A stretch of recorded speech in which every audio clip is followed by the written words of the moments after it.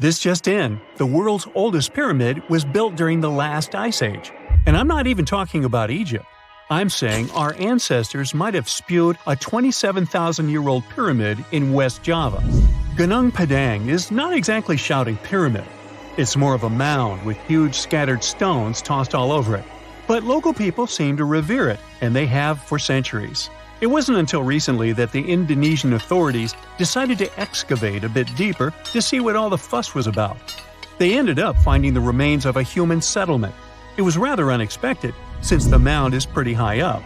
This excavation could only prove there were humans in the area as far back as 45 BCE, which sounds reasonable. It was up to an Indonesian geologist named Donny Hillman to prove that Gunung Padang is the world's first pyramid. He used all sorts of new technology to support his claim. Our guy used carbon dating, which digs deep into the earth and takes whole chunks of soil. He found layers and layers of constructions, like he was digging up Rome and finding ancient buildings buried in the ground. His research proved that there had been caverns and even rooms down there, which could only mean one thing: humans. As for the rocks located up in the mound, they were most likely strategically placed by the people who lived there back in the day. They needed a place to meditate, so they arranged things in a harmonious way. Their smooth surfaces wouldn't be the result of years of erosion, but the works of great sculptures, the Michelangelos of their day, let's say.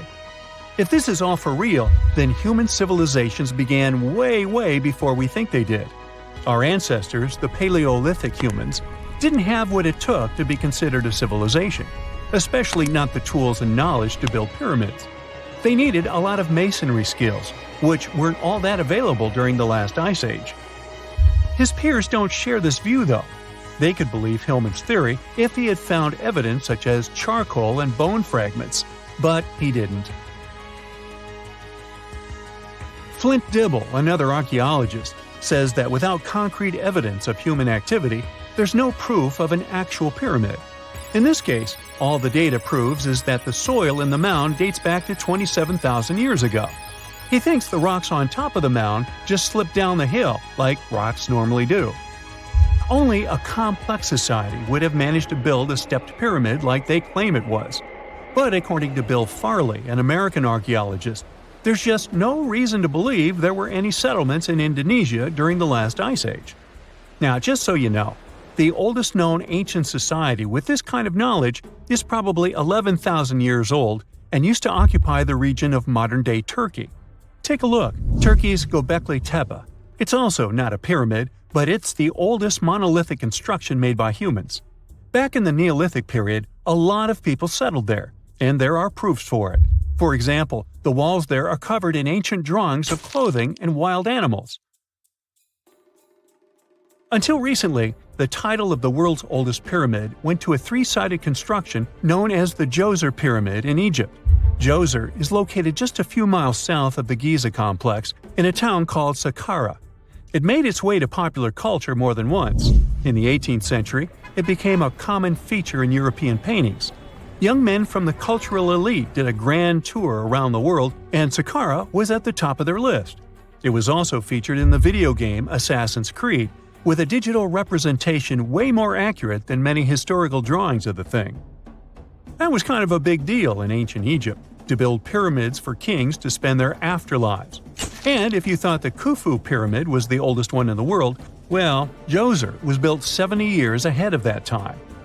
The development of new technology has allowed archaeologists to make groundbreaking discoveries, and a new, or should I say ancient pyramid in South America might win the title in dispute. It turns out that pyramids were also pretty fashionable in the Americas in the old days. Among them are the iconic pyramids of Guatemala's Tikal temple complex, the same ones that appeared in Star Wars No. 4. But to find the oldest pyramid in the Americas, one would have to travel to Peru. Deep in the Peruvian desert, archaeologists stumbled upon a sprawling ancient metropolis known as Caral. At first, researchers believed that the settlement was pretty recent, since the site was way too complex for ancient technology to handle it. As we said, Caral is a desert town, like Las Vegas, but without all the hoopla. This means no easy access to water. And for cities like these to thrive, they need a considerable irrigation system, which leads us back to complex technologies. The Peruvians surprised us all with this new discovery. This site was huge, filled with an amphitheater, houses, and religious buildings. The whole thing probably sprawled through 370 acres. And when scientists went to test their initial hypothesis using radiocarbon dating, they found that the city probably sprung around 2027 BCE. On the site, archaeologists found 6 pyramids that could possibly predate the one in Sakara. As far as they know, both civilizations coexisted in the same time period, in opposite parts of the world. But since researchers can't pinpoint the exact age of Corral's pyramids, it's pretty hard to guess which civilization completed their pyramid first. If only we had a crystal ball. Now, it just so happens that the shape of a pyramid is something that nature is able to produce all on its own, leaving us modern-day humans a bit confused. A classic example is the Japanese side of Yaonagani, which also goes by the name of Japan's Atlantis. The entire monument is about the size of 5 football fields and the height of a 5-story building. Explorers and scientists believe that Yaonagani dates back to 10,000 years ago. For Japan's top marine geologist, Professor Masaki Kimura, Yaonagani is the heritage of a lost civilization. Kimura has dived into exploring the ruins over 100 times over the past 10 years. To him, there are clear signs of human activity down there. Check out this triangular-shaped pool on the monument's surface. Kimura thinks it's actual proof of humans, because this triangle-shaped concave is a historical symbol of water fountains in the region. As it happens with a lot of these cases, not all scientists are convinced the same. For many, Yaonagani is probably the result of thousands of years of erosion, and the fact that the monument is composed of one massive rock leads them to believe it is not really human-made. Sure, these huge basalt columns may look like the ruins of a palace, but they're most likely the result of the intense volcanic activity in the region. And speaking of natural formations that really look like a human made it, a pyramid on Mars has been a hot topic lately. Humans have been keenly trying to prove that there is life on Mars for quite some time. But some are stretching it really far, saying that little green or gray people built a pyramid on the planet to try and build their own civilization. This picture was taken over a decade ago by the Mars Reconnaissance Orbiter, the MRO, but it started to resurface recently. It shows what looks like a 3-sided pyramid. Some people claim that the smooth side of the pyramid could only be the effect of otherworldly work. Then science comes along and explains that Mars is home to one of the deepest canyon systems in the whole solar system. The so-called pyramid is located in what is known as the Kandor-Chasma region. This Martian region has a bunch of similar formations that are nothing more than the result of erosion. Nothing supernatural going on there, apparently. The story goes that 2 Mayan twin boys loved to play ball. Sure, they were really good at it, but they also made a lot of noise when playing. The lords of the underworld soon became bothered by the sound and summoned the 2 boys to the underworld, a place the Mayans called Xibalba. As soon as the boys reached their gloomy destination, the lords of the underworld began putting them through a series of tests. Soon enough, the inexperienced twin boys failed the tests and lost their lives. But this was not in vain. This sad event resulted in the appearance of a beautiful fruit tree. Soon enough, a young woman saw a beautiful fruit on this tree and reached up to pick it. Legend has it that soon after that, she gave birth to another set of twin boys named Hunahpu and Xibalba. Just like their ancestors, these twins were great ball players, but they were equally as loud, and the lords of the underworld became annoyed again. They decided to ask this pair of twins to come to play a game in the underworld, hoping to get rid of them too. When the twins arrived, the lord sent them through a number of frightening places. The first one was the House of Gloom, which was very dark. They then passed through the House of Knives, where they had to avoid getting injured. The twins then built a fire in the House of Cold, so that they didn't freeze, and ran through the House of Jaguars, where they tricked the animals into not eating them. Finally, they entered the House of Bats, where they seemed to have lost their luck. One of the bats managed to run off with Hunapu's head.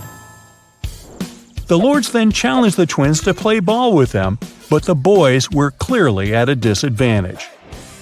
Gibalanqui placed a turtle on Hunapu's shoulders to make up for his lost head, and they began playing. As the lords became distracted by an animal near the court, Gibalanqui stole his brother's head and placed it back in its place. Much to the annoyance of the lords, the twins were now able to tie the game. Hunapu and Gibalanqui continued to perform a series of tricks for the lords of the underworld. One of them involved Gibalanqui injuring Hunapu and then bringing him back to life. The lords were so impressed by the twins' performance that they asked them to do the same trick on them. Of course, the twins agreed, but after performing their trick on some of the lords, they refused to revive them. Seeing what had happened, the lords of the underworld admitted defeat and begged for their lives, promising not to intervene in the lives of people ever again. Hunapu and Gibalanqui were happy to have avenged their ancestors and gained the respect of the lords. Legend has it that the lords of heaven were so impressed by the twins that they took them to live in the sky by turning them into the moon and the sun. The Maya civilization was one of the most dominant indigenous societies in history, and their folklore and traditions are still discovered and studied today. They used to live in a territory called Mesoamerica. It was made up of modern-day Mexico and parts of Central America like Guatemala, Belize, Honduras, Yucatan Peninsula, and El Salvador. They lived from 1800 to 900 BCE and up to 900 to 1500 CE.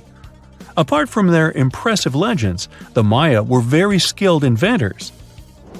They're known for their calendars, writing systems, farming methods, and sports. Their writing, for example, was found preserved on buildings and stone monuments, as well as in rare books and pottery. It's a system made out of more than 800 hieroglyphics in various combinations. Each of those signs was said to represent a syllable.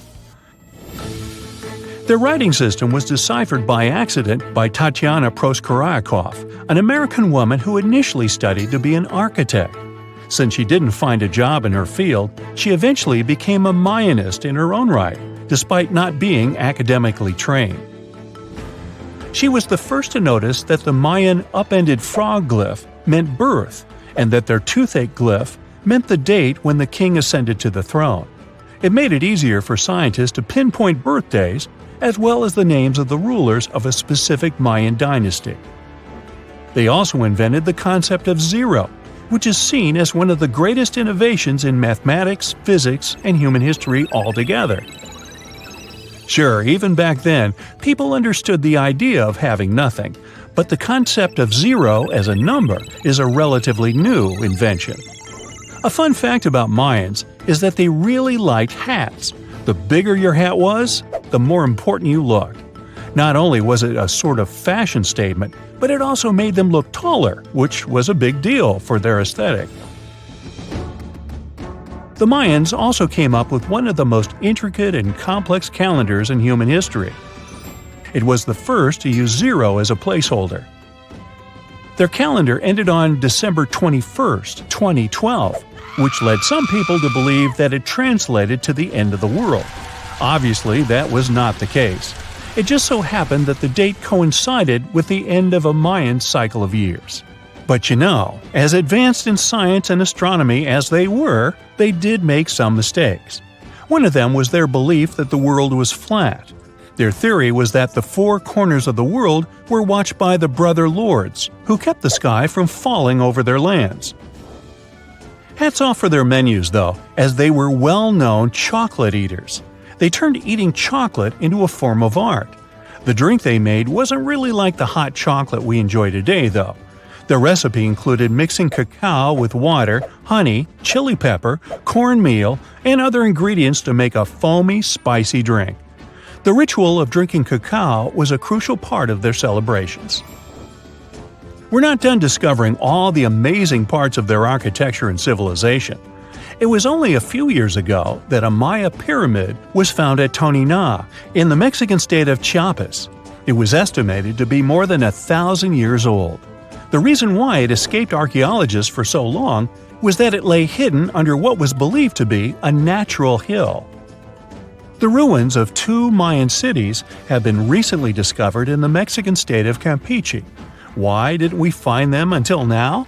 Well, they were concealed by really thick vegetation, which made it difficult for archaeologists to reach them. The Mayans didn't just disappear. Their descendants are still around today, many of them choosing to live in their ancestral homelands. You can find them in Guatemala, for example, where the Maya people make up the majority of the population. Overall, the Maya ethnic group contains people that speak different Mayan languages, such as Yucatec, Quiche, Quechua, or Mopan. They had no idea what a spa day was, but the Mayans really enjoyed a nice sweat once in a while. Sweat lodges were discovered around ancient Mayan sites. They were built out of stone or adobe. These rooms were an essential part of their cleansing and healthcare rituals. One of the earliest sweat lodges was found in Quello in northern Belize and appeared to date back 3,000 years. One of the most important parts of the Mayan culture was a ball game which they named Pix. It had both political and spiritual significance. We can see ball courts at important parts of Mayan archaeological sites. The main goal of the game was to pass a rubber ball through a very high stone hoop without using your hands. Basically, it was a combination of soccer and basketball. However, it could have serious consequences. The loser could, at times, even lose his own life. Ooh, high stakes indeed. Because of this game and the need for bouncy balls, the Mayan people were some of the first cultures to use rubber. They made it using natural latex. There were different kinds of rubber depending on what natural substances the latex was mixed with. And that, my friend, is the way the ball bounces. Sorry, but you know me, I just couldn't resist. You have heard about Nikola Tesla. You have definitely heard about the Great Pyramids in Egypt. But what if I told you that Tesla may have probably uncovered the ancient mystery surrounding the pyramids? Wait, what? Is this a crossover episode? Nope. It's highly probable that the secrets of the pyramids are hidden in plain sight. But first, let's recap what we know about the pyramids. What's so mysterious about them? I mean, they are just old quirky buildings, aren't they? One of the biggest questions is how they were built. Some people think that the pyramids were created by people using only their hands and muscles. But others think that there might have been some kind of crazy energy source that we don't know about yet. Like, what if aliens helped out or something? Just kidding, but this idea of some unknown energy source being used to build the pyramids has been around for ages. Even in old texts, like the pyramid texts, it talks about how the gods gave us something to build a great power. So maybe there was something really powerful and mysterious going on back then? Who knows? Back in the early 1900s, he got obsessed with the Great Pyramids of Egypt. He read numerous books about these ancient structures and was blown away by how much energy they seemed to have. At that time, not many people knew much about electricity, and Tesla started to wonder if there was some kind of advanced tech hidden in the pyramids. He had an idea that the power of the pyramids had to do with electromagnetism, and he put a lot of time and effort into trying to figure out the mystery. Tesla had some pretty unusual theories about the Great Pyramids. He thought that they could actually store and move electricity, which could then be used to power up the areas around them. He also had this theory that the pyramids were built using some kind of crystal energy. He believed that the chambers inside the pyramids could have these super powerful crystals that could control the electromagnetic fields. But that's not all. Tesla also had this idea that the materials used to make the pyramids had properties that allowed them to trap energy from the sun and the moon. And not just a little bit of energy. He thought that the pyramid could actually create this massive energy field that could light up whole cities or even brighten up dark places. He thought that the pyramids could be used as giant power plants to generate electricity and run machines. Tesla even believed that the pyramids were somehow linked to cosmic energy, which could be used for spiritual enlightenment and healing. How very new age of him. Anyway, Tesla wasn't just pulling these ideas out of thin air. He was seriously into studying everything he could about the pyramids, from ancient artifacts and texts to hieroglyphs and drawings. And he came up with this idea that the pyramids were designed to be energy amplifiers, and some kind of unknown energy source was used during their construction. Some people thought Tesla was eccentric for coming up with these theories, but his ideas have actually had a huge impact on the way we think about the pyramids today. Researchers and scholars have been digging into his theories for years and using them to uncover some of the biggest mysteries surrounding these ancient structures. For example, recently scientists have used theoretical physics to investigate how the Great Pyramid of Egypt would react to certain radio waves. They found out that if the radio waves were a certain length, the pyramid could concentrate the energy inside its rooms and focus it under its base. The scientists did lots of calculations to figure this out. They first thought about what radio wavelengths would work best. Then they made a model of how the pyramid would react to the waves. They figured out how much of the energy from the waves would get absorbed or spread out. Lastly, they checked how the energy would move around inside the pyramid when the waves hit it. To help explain all of this, the scientists used something called multipole analysis. This is when you take a complicated object and break it down into simpler parts. Then you can see how each part interacts with the energy that's coming in. It's like taking apart a puzzle to see how each piece fits together. The researchers are interested in how all of this can be used in the future. They want to make really tiny particles that can do the same thing as the pyramid, but with light. By changing the size, shape, and the material of these particles, they can control how the light moves around them. This can be really useful for things like making tiny sensors or super efficient solar cells. The scientists had to make some guesses when they were doing their research. They assumed that there weren't any hidden spaces inside the pyramid, and that the material used to build it was all the same. But even with these guesses, they still made some pretty impressive discoveries. But the pyramid study is not the only proof that Tesla was ahead of his time. There are more Tesla's projects that seemed unrealistic at the time, but that scientists and enthusiasts reevaluate and try to implement today. Let's talk about Tesla's most ambitious project, the Wardenclyffe Transmission Tower. Back in 1900, Tesla was already a big shot when it came to electrical engineering in America. People were blown away by his amazing inventions and the fact that he managed to outdo Thomas Edison in the Battle of Currents. However, Tesla wasn't content to rest on his laurels. He decided to embark on his most ambitious project yet, the transmission tower at Wardenclyffe. It was built between 1901 and 1905, and it was based on one of Tesla's breakthrough ideas. He had a vision to make the impossible possible by creating a global wireless communication system.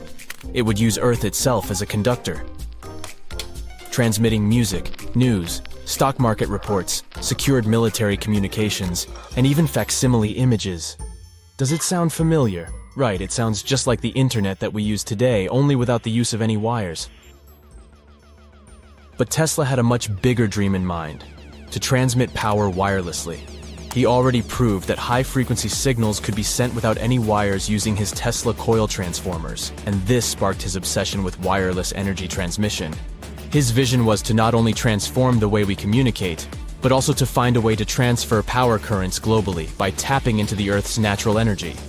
Tesla believed that there was an abundance of free energy all around us that could be used for humanity's benefit. In 1899, he conducted some top-secret experiments and got convinced that it was possible to transmit electrical power through the Earth's upper atmosphere. This is actually how the Wardenclyffe Tower was created. It was supposed to be the prototype station for a network of towers all over the globe that would provide the whole world with wireless energy. Unfortunately, Tesla didn't have the resources or the patience of his investors to bring this project to fruition. It ran into all sorts of financial problems and roadblocks, and in 1917, the unfinished tower was finally torn down for scrap metal to pay off Tesla's mounting debts. Now it remains a sad reminder that even the greatest minds can sometimes fall short of their dreams. The original red brick laboratory, however, is still there, and it is the only Tesla lab that has survived. Fun fact, in 2017, a film crew made a crazy discovery. They used ground-penetrating radar to explore the area around Wardenclyffe. and they found a whole series of tunnels stretching for hundreds of feet underneath the site. Nobody knows exactly what these tunnels were used for, but people have been speculating for years that they were part of Tesla's grand plan. Wardenclyffe, of course, is a major landmark for Tesla enthusiasts from all over the world. Who knows? Maybe someone will finally crack the mystery of the tunnels one day. But even if they don't, the legacy of Tesla and his amazing ideas lives on. It's 1898, and you're taking part in excavations in Sakara. This place, not far away from Cairo, is full of ancient tombs and pyramids. You're in your Indiana Jones mood and hope to find something really phenomenal to become famous. Gold, manuscripts, treasure maps, mummies of famous pharaohs. Wait, a wooden bird? You're really disappointed as it looks like a regular toy. An old one, but still. Little do you know that years later, someone would propose that your bird was actually an ancient monoplane. So the artifact, nicknamed the Sakara bird, is made of a sycamore tree. The birdie has a wingspan of just 7 inches and weighs around 40 grams. A perfect original souvenir from Egypt, I would say. It's over 2,000 years old and looks pretty plain, without any carvings of feathers or other intricate ornaments. It has a beak and eyes though, which makes our find look like a hawk, the emblem of the deity Horus. Its tail is rather unusual as it's squared, looks weirdly upright, and it seems like the sunken part of it was the place for a now missing piece. Humans love solving a good mystery, so there have been several attempts to explain the use of the birdie. First, quite simply, is that it was a ceremonial object. The second idea is that it was a toy for a child from some well-off family. It could have been some sort of boomerang, which was a popular concept in ancient Egypt. Then there was a theory that the bird had been used as a weather vane. But this one has been debunked as the figure doesn't have any holes or markings, except for the one made at the museum in Cairo to fix the exhibit on a stick. So there was no way to hang it in the past. Almost a century after the bird was found, Egyptologist Dr. Khalil Masiha proposed a new theory that it could have been a model of a monoplane. He believed the bird was missing a horizontal tailplane. Otherwise, it had its wings set at a right angle, similar to that of modern planes. It could have worked to generate the aerodynamic lift necessary for flights. Dr. Masiha also claimed that it was common at that time to place miniature models of technological inventions in tombs. So, did the ancient Egyptians really invent the plane in 200 BCE? That would make the Wright brothers, who are considered the inventors of aviation, really upset. They made one of their first flights only in 1903. There's just one way to know for sure, and that is to test the model. But you know, the ancient museum in Cairo would unlikely let one of their cherished exhibits fly around like a toy. That's why glider designer Martin Gregory built a similar model, this time of balsa wood, and concluded that even with the missing tailplane, the plane wasn't much of a flyer. Case solved? Not really.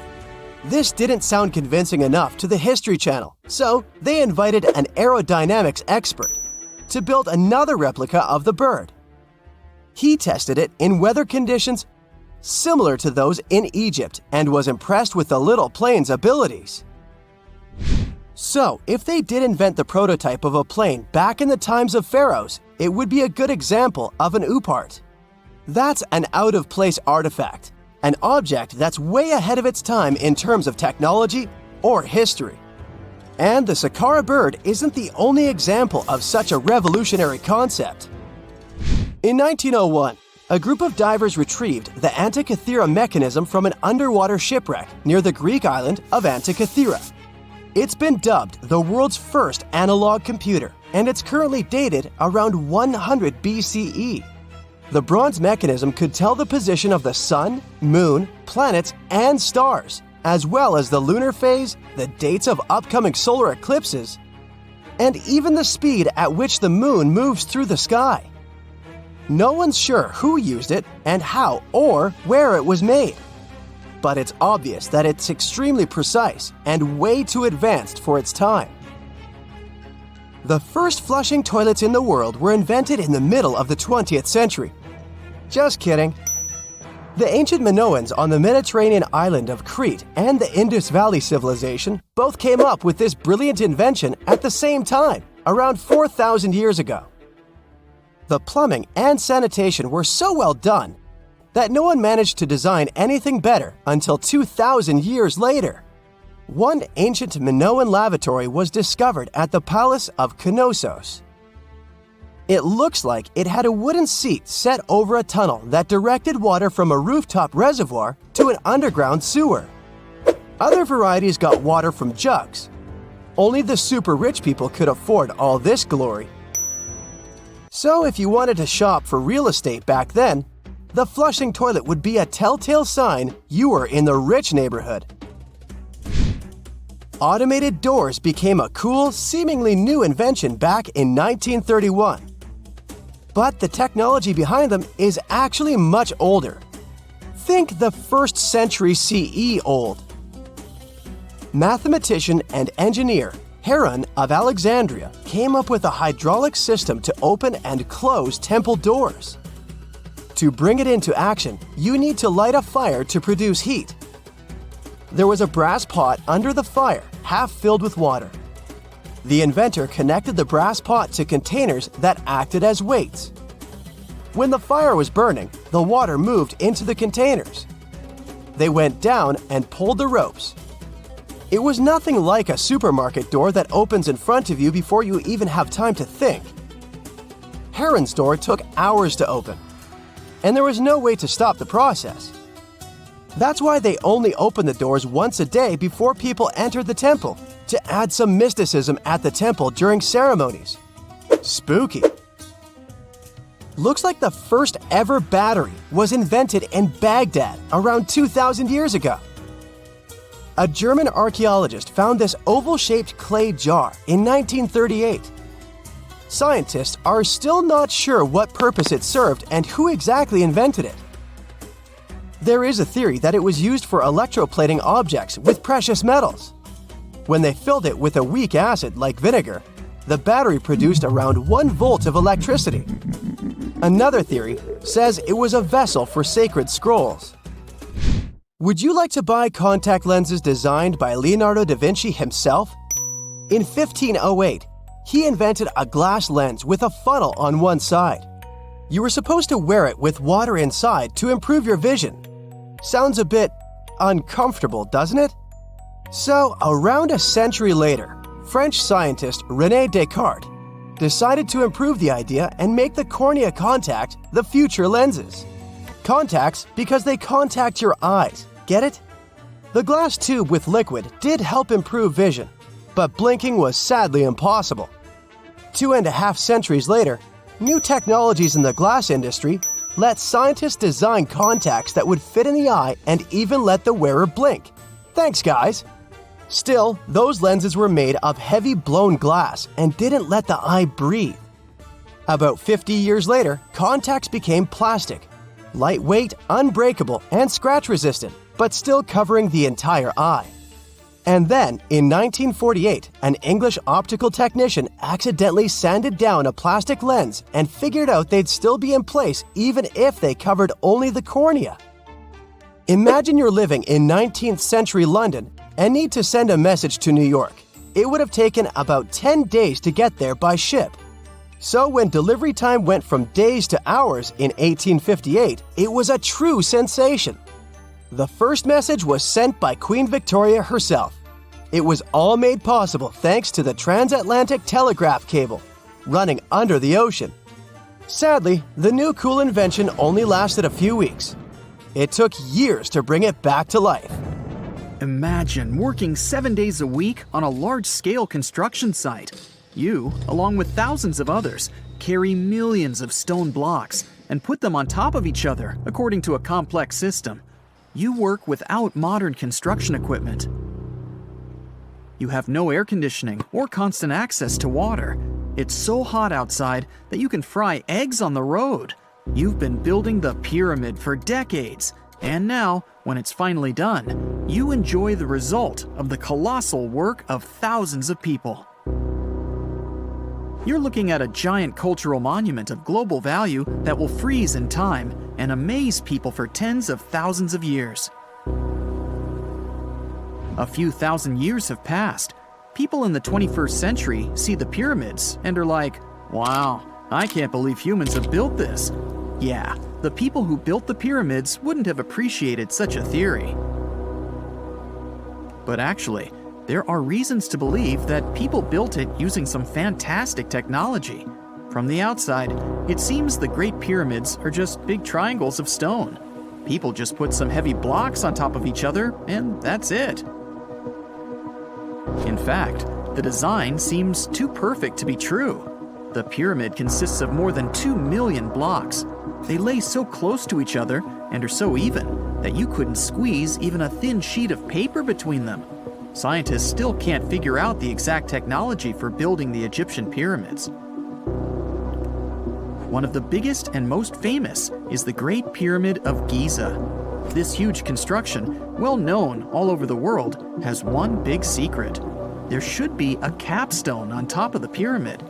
It's a triangular-shaped stone block, a small pyramid on top of a huge one. It's also called a pyramidion. The builders of ancient Egypt made it out of granite and limestone and covered it with gold. No records or old drawings prove that there was a pyramidion at the top of the Great Pyramid of Giza. But there's another ancient Egyptian structure with such a triangle, the Red Pyramid. It was built before the Great One, and its capstone has survived to this day. Archaeologists have found and reconstructed it. But where could the capstone of the Great Pyramid be?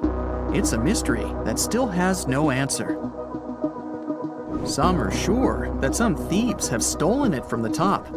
Maybe they just climbed up and pushed the pyramidion down. It makes perfect sense. The capstone was probably the most valuable element of the pyramid. Many scientists and archaeologists still don't know its exact purpose. Some believe that this peak covered with gold glorified the pharaohs. The capstone reflected moonlight at night and illuminated the entire space around it. During the day, the capstone reflected sunlight with its shiny surface. You could have noticed it from afar.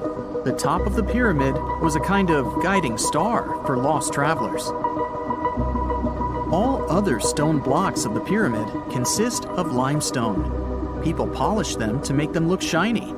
In the past, they were even glowing and reflected light. You could see glowing pyramids from space, although they looked like tiny lights. Over thousands of years, winds, sandstorms, and rains have changed the pyramid's appearance. If people had taken care of them all this time, they would have looked like something out of science fiction movies, or the pyramids from Las Vegas. But unfortunately, we will never see their original appearance. Some archaeologists and scientists believe that the capstone could absorb the sun's energy and distribute it evenly throughout the pyramid. No one knows precisely why the Egyptians needed this technology. There's a theory the pyramids are ancient energy systems. The pharaohs applied this energy to use some unique technologies that were more advanced than all the achievements of the 21st century. And the triangular shape of the pyramids was ideal for boosting this electromagnetic energy. In theory, solar radiation, or electromagnetic forces, accumulated at the top of the pyramid, filled the inner rooms, and then went down the walls to the base. Any surface distortion could prevent the flow from spreading, so they had to create a perfectly smooth surface. That's why they installed the blocks so that nobody could squeeze a needle or razor blade between them. Many people believe in this theory because they built the pyramids from limestone. This material can hold energy inside itself. In the inner part, they created granite deposits to cause air ionization, that is, to create an electric charge. They also dug channels under the pyramid for water to transmit electricity. And at the top, they put a gold capstone, the best conductor of electricity. So, this is how you get a great power generator. Different cultures used similar technologies to create electricity all over the world. But these are all theories. If it had been working, humanity would have used these technologies today. There are mentions of the metal industry, chemistry, engineering, physics, mathematics, and astronomy in some ancient records. Most scientists don't believe in all these things. We know the detailed stages of the technology's development in different cultures. In the 21st century, scientists, historians, and anthropologists can track the evolution of all modern devices. If people had created some technological inventions in ancient times, the history of the world would have looked different. Perhaps all the achievements of antiquity could have been wiped off the face of the earth by global cataclysms, and it can happen to us. Just imagine how people would dig up a laptop in 5,000 years. Perhaps they wouldn't understand what kind of device it is. Another Egyptian wonder surrounded by mystery is the statue of the Sphinx. The Egyptians carved it out of a single massive piece of limestone about 4.5 thousand years ago. But scientists still don't know the exact date of its construction or who built it. People painted the Sphinx in different colors, so it looked much brighter and more vivid in the distant past. It was shining just like the Great Pyramids. Anyway, time hasn't only changed its appearance, but its name too. Initially, the Egyptians called it Horemheb. The Greeks renamed it the Sphinx about a few hundred years after it had been built. The Sphinx emphasized the greatness of the rulers of Egypt. It also performed a symbolic function of a watchdog guarding the tomb of the pharaoh and the paths leading to it. This version sounds realistic, since archaeologists have discovered many secret entrances at the foot of the Sphinx. Perhaps these rooms and intricate tunnels lead to underground halls with treasures. And treasures don't always mean gold and jewelry. According to legends and theories, the Sphinx guards the Hall of Records, the storage of all humankind's knowledge. The information about the ancient mythical state of Atlantis could be there. You can find many detailed maps of the internal dungeons of the Sphinx on the internet. They show structures 12 stories deep under the statue. It looks like a small city filled with gold, scrolls of knowledge, and various ancient artifacts. But don't believe all these maps. These are just theories. Several thousand years have passed, but people have very little information about it. Archaeologists know that there are still many strange and exciting things about the Sphinx that are still undiscovered. Some locals are afraid to research because they believe they can awaken something terrible from the underground depths. Therefore, it's mostly scientists from other countries who conduct the excavations. In 1998, scientists discovered strange tunnels leading to empty rooms under the Sphinx. They realized that some people tried to get there through tunnels in the past, and maybe those people took all the treasures that were there. One of the legends says that some powerful artifact lays beneath the Sphinx. Its technology can change the whole world, but the locals are hiding it because it can damage the planet. Some believe that you can find evidence of unknown technologies painted on the granite walls in the pharaoh's tombs. But most likely, these paintings and signs tell us the myths and legends of ancient Egypt. But what if Egyptian symbols and drawings are detailed instructions for using ancient technologies? What if the locals that lived at that time thought, people in the future won't be able to get energy themselves. Let's leave some detailed instructions for them. Anyway, there are many riddles and theories. In reality, the search for answers is a dangerous undertaking, since it's not easy to get into the underground halls. Excavations can ruin the structure of the entire Sphinx. Any person inside the tunnels may get lost and never be able to find their way back. Besides, it costs a lot of money. Now, what would be awesome is if people could invent some device that could scan underground areas and show their detailed models.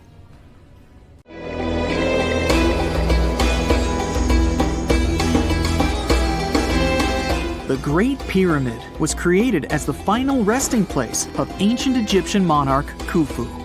According to legend, French leader Napoleon entered the Great Pyramid and came back out looking shaken and super pale. He never revealed what he saw inside, but whatever it was is said to have affected him for the rest of his life. When Napoleon entered the pyramid, he would have walked through a super tight and ascending passageway. He'd then go through another passageway, known as the Great Chamber. This corridor would have been much taller than the previous one, and would have cobbles too. He'd then reach the King's Chamber, the centerpiece of the Great Pyramid, which was lined with huge blocks of granite. But it wouldn't have looked as grand as we might imagine. There are no hieroglyphics decorating its walls, as Egyptians only began decorating the burial chambers of pyramids much later on. The pharaoh's tombs deep inside the pyramid would have also been filled with treasures, from chunks of gold to the world's most expensive jewelry. But this would have all been looted a long time ago. The only thing that probably would have been left in there would have been a huge sarcophagus, which would have once contained the king's mummy. He'd also have to walk past the queen's chamber. This room most likely didn't hold any queens though, as pyramids were usually only built for one person. There are mysterious tunnels leading from here. To this day, no one is really sure what they're there for.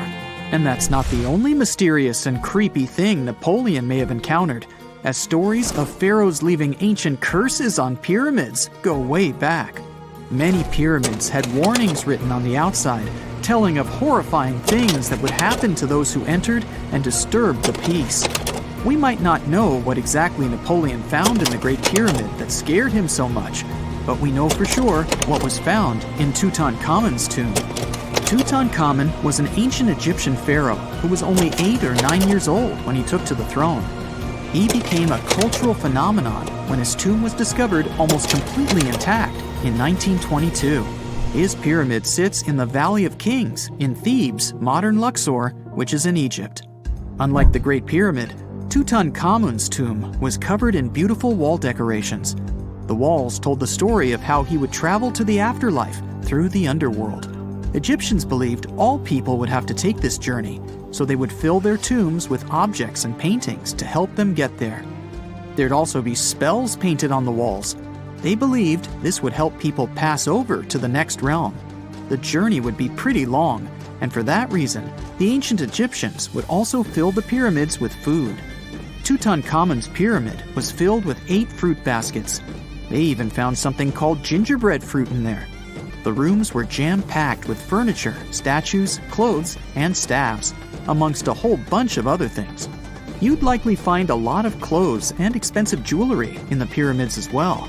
The ancient Egyptians wanted their ancestors to travel in style to the afterlife. They put Tutankhamun in his final resting place with over 50 pieces of clothing, all of the highest quality.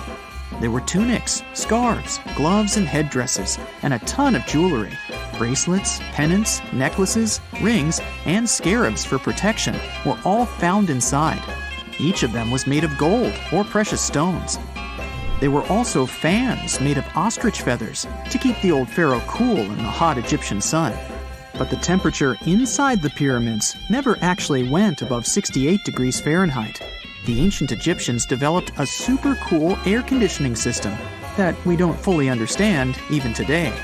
Tutankhamun's pyramid also contained 130 walking sticks made from ebony, ivory, silver, and gold to help him on his journey. There were 3 chariots hidden away in case he got tired of all the walking. They also put 11 boat paddles inside, but there was no sign of any boat. The pyramids would be littered with the pharaoh's favorite scents and perfumes. During the excavation of Tutankhamun's pyramid, it quickly became clear that it had been robbed during ancient times. There was damage to doors and traces of oils left in empty jars. It looks like someone raided the pyramid for gold and the scents, perfumes, and oils that had been left for King Tut. There was still a bit of perfume, which was made from coconut oil and frankincense, left in one bottle. It seems like Pharaoh Tutankhamun loved board games. There was an ivory traveling set of senet in his pyramid. Although we don't know for sure exactly how to play it, we have figured out it was sort of an ancient Egyptian version of backgammon. It looks like it was a 2-player game where the goal was to knock your opponent off the board. Not really sure who Tutankhamun's mummy was supposed to play with though. The ancient Egyptians had some rituals that may seem pretty strange to us. For example, they used to shave their eyebrows off if they ever lost a cat. So it's not too surprising they put some really weird things inside pyramids. Archaeologists discovered a collection of mummified cats and scarab beetles in pyramids that date back more than 4,000 years. They were found in the pyramids of Sakara, which is south of Cairo. They also found a bunch of makeup kits and mirrors inside. Makeup was worn proudly by both men and women in ancient Egyptian times. Eyeliner was the most popular cosmetic. The Rosetta Stone was one of the best discoveries ever made in pyramids. It was found by our man Napoleon Bonaparte and his team. It's a black granite rock that dates back to 196 BCE. It's transcribed in Greek, demotic, and hieroglyphic. When it was translated in 1822, we got the key to understanding ancient Egyptian hieroglyphics for the very first time. The discovery of Queen Hatshepsut's mummy in 1903 changed our understanding of the Egyptians forever. After she had passed away, her successor, Thutmose III, removed most of the evidence of her reign, so we basically knew nothing about Egypt's first great female leader. She's now gone on to become one of the few and most famous female pharaohs of Egypt. Pharaoh Khufu even had a fully fledged boat in his pyramid. Archaeologists uncovered more than 1,200 pieces of a giant boat near the Great Pyramid at Giza. They reassembled the boat, and it's a whopping 144 feet long.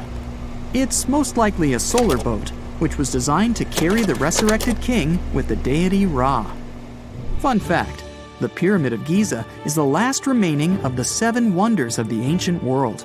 The other 6 are the Hanging Gardens, the Colossus, the Temple of Artemis, the Mausoleum, the Lighthouse, and the Statue of Zeus. This pyramid was also the world's tallest man-made structure for 3,800 years, and it's the biggest pyramid in Egypt. It took a staggering 2.3 million blocks of limestone, and some weighed as much as 80 tons. It took an incredible 100,000 laborers and a whopping 23 years to build. Its original height was a mega 480 feet. In 2017, archaeologists discovered something weird about Egypt's Great Pyramid. There's a hidden void that's at least 100 feet long, and no one really knows why it's there or what's actually inside it. The weird void is the first inner structure discovered within the 4,500-year-old pyramid since the 1800s. Scientists used cosmic rays to detect the massive hole, but are still no closer today to finding out what's inside. The ancient Egyptians took a lot of care building the pyramids, and everything was strategically placed and structurally sound, so it's super unlikely that this hole is due to blocks falling over time. Loads of pyramids also contain small model figurines called ushabti. These represented attendants. They believed they would come to life to serve the pharaohs in the afterlife. But it's amazing that all this stuff actually fit inside. There isn't actually a huge amount of space inside the structures. It's mostly just rock. And now we're off to almost 5,000 years ago. Let me take you to ancient Egypt, where back in 2550 BC, guess what? The construction of the Great Pyramids of Giza started. People learned to build cathedrals and skyscrapers, but it wasn't until recently that these massive buildings appeared. It's still a mystery to even modern scientists how these pyramids were built 5,000 years ago. No wonder they are one of the 7 wonders of the ancient world. They're also the oldest of them and the only wonder of the ancient world that still exists in the 21st century. It must have taken a lot of cooperation to build a thing that massive, even for today's metrics. But the Giza pyramids weren't the first pyramids ever. The first one, called the Step Pyramid, was built around 80 years before the first pyramid of Giza in 2630 BC for King Djoser. It wasn't meant to be extraordinary, but ended up being quite impressive. It was a pyramid of 6 stepped layers of stone. It was 204 feet high, which is as tall as a 19-story building. And it was the tallest building that existed at that time. It wasn't just a pyramid though, it was surrounded by a whole complex of buildings, including even courtyards. In ancient Egypt, people believed in the afterlife, so everyone, especially kings, wanted to make sure they had everything they needed to get ready for it. Here's why the pyramid complex was perfectly supplied with a lot of objects people used every day. The complex included a pyramid and a kind of a palace. Those buildings had many things the king loved and might need one day, like furniture, food, and gold vessels. After Djoser, building pyramids became common practice, but many pyramids weren't finished. It would usually take about 20 years to build one, but many rulers reigned way less than that. Overall, there are more than 100 pyramids. The most famous pyramids are the Great Pyramids of Giza. The first one and the biggest one was built for Pharaoh Khufu, around 2550 BC. Initially, it was 481 feet tall, which is as tall as a 40-story building. The second pyramid was built for Khufu's son, Pharaoh Khafre, around 2520 BC. It's just a bit shorter, usually standing at 471 feet high, a 39-story building. This is the pyramid with the famous statue of the Sphinx. Sphinxes have a lion's body and a human head. They were built to guard important areas. This one has the head of Pharaoh Khafre and is guarding his pyramid, facing the sunrise. The Sphinx is most well known and is one of the world's biggest and oldest statues. Originally, it had red color and did have a nose. It's still possible to see the trace of red pigment by its ears. But no one knows exactly when the nose disappeared. For some time, the Sphinx was sort of hidden underground, being covered with sand up to its shoulders. Luckily, in the early 1800s, an adventurer with a team of 160 people dug it out. The third pyramid of Giza is the smallest one, being more than twice shorter. Originally, it was 218 feet high, about the height of a 20-story building. Built in 2490 BC, it was a pyramid for Khafre's son, Menkaure. The pyramids are designed to align with the points of the compass, and their sides symbolize the rays of the sun. But back at the time, there were no compasses. Ancient Egyptians figured out the directions themselves, and with amazing precision. To align the pyramids, they used two constellations. Originally, the pyramids were covered in smooth white limestone and had a gold-silver top to reflect the sun. Later, the white limestone was taken from the pyramids by other kings and used for other buildings. Scientists estimated that ancient Egyptians used about 2.3 million stone blocks to build the first pyramid. Each block weighed more than 1 ton. This is the weight of a rhino. Some blocks were even bigger, being almost as heavy as an elephant. 4.5 millennia ago, there was no modern equipment to help build it. There were no machines, no wheels, and even no steel. The only metal available to them was copper. Even today, scientists aren't sure how the Egyptians managed to build the pyramids. There are no records left that would shed light on it. Some even think that Egyptians wanted to keep it as their secret and didn't even record it on purpose. Many believe that poor people and foreigners built the pyramids, but it's not true. Actually, the builders were very skilled workers, and they were fed and paid well. The archaeologists claimed that the builders lived in a nearby temporary city and were a highly organized community with a strong leader. Scientists say that around 20,000 people worked on each pyramid complex, and it took about 20 years to build each. It probably was a national project. The construction site was large in resources, and food and essentials were likely to be contributed from all parts of Egypt. Even with all that support, it remains unclear how people managed to cut, transport, and assemble those huge stones. One of the theories suggests the stones were most likely transported on boats down the Nile River. Then, there was a harder part. They had to be moved to the construction site. For that, they probably used wooden sleds. It wasn't very hard to pull them because the sand mixed with the right amount of water was pretty slick. And 10 people could move a sled even with a rock weighing 1 ton pretty easily. Finally, one last problem. The stones had to be lifted and put into place. Archaeologists have discovered the remains of the ramps system that dates back to when the pyramids were built. Most likely, the Egyptians designed a unique system to move and pull huge stone blocks, but no one knows what it looked like exactly. The most common opinion is that there were several ramps around the pyramid to help move the blocks. The ramp was growing with the pyramid getting higher. They suppose people were walking up the stairs, pulling the stone on the wooden sled up in the middle on the sandy ramp.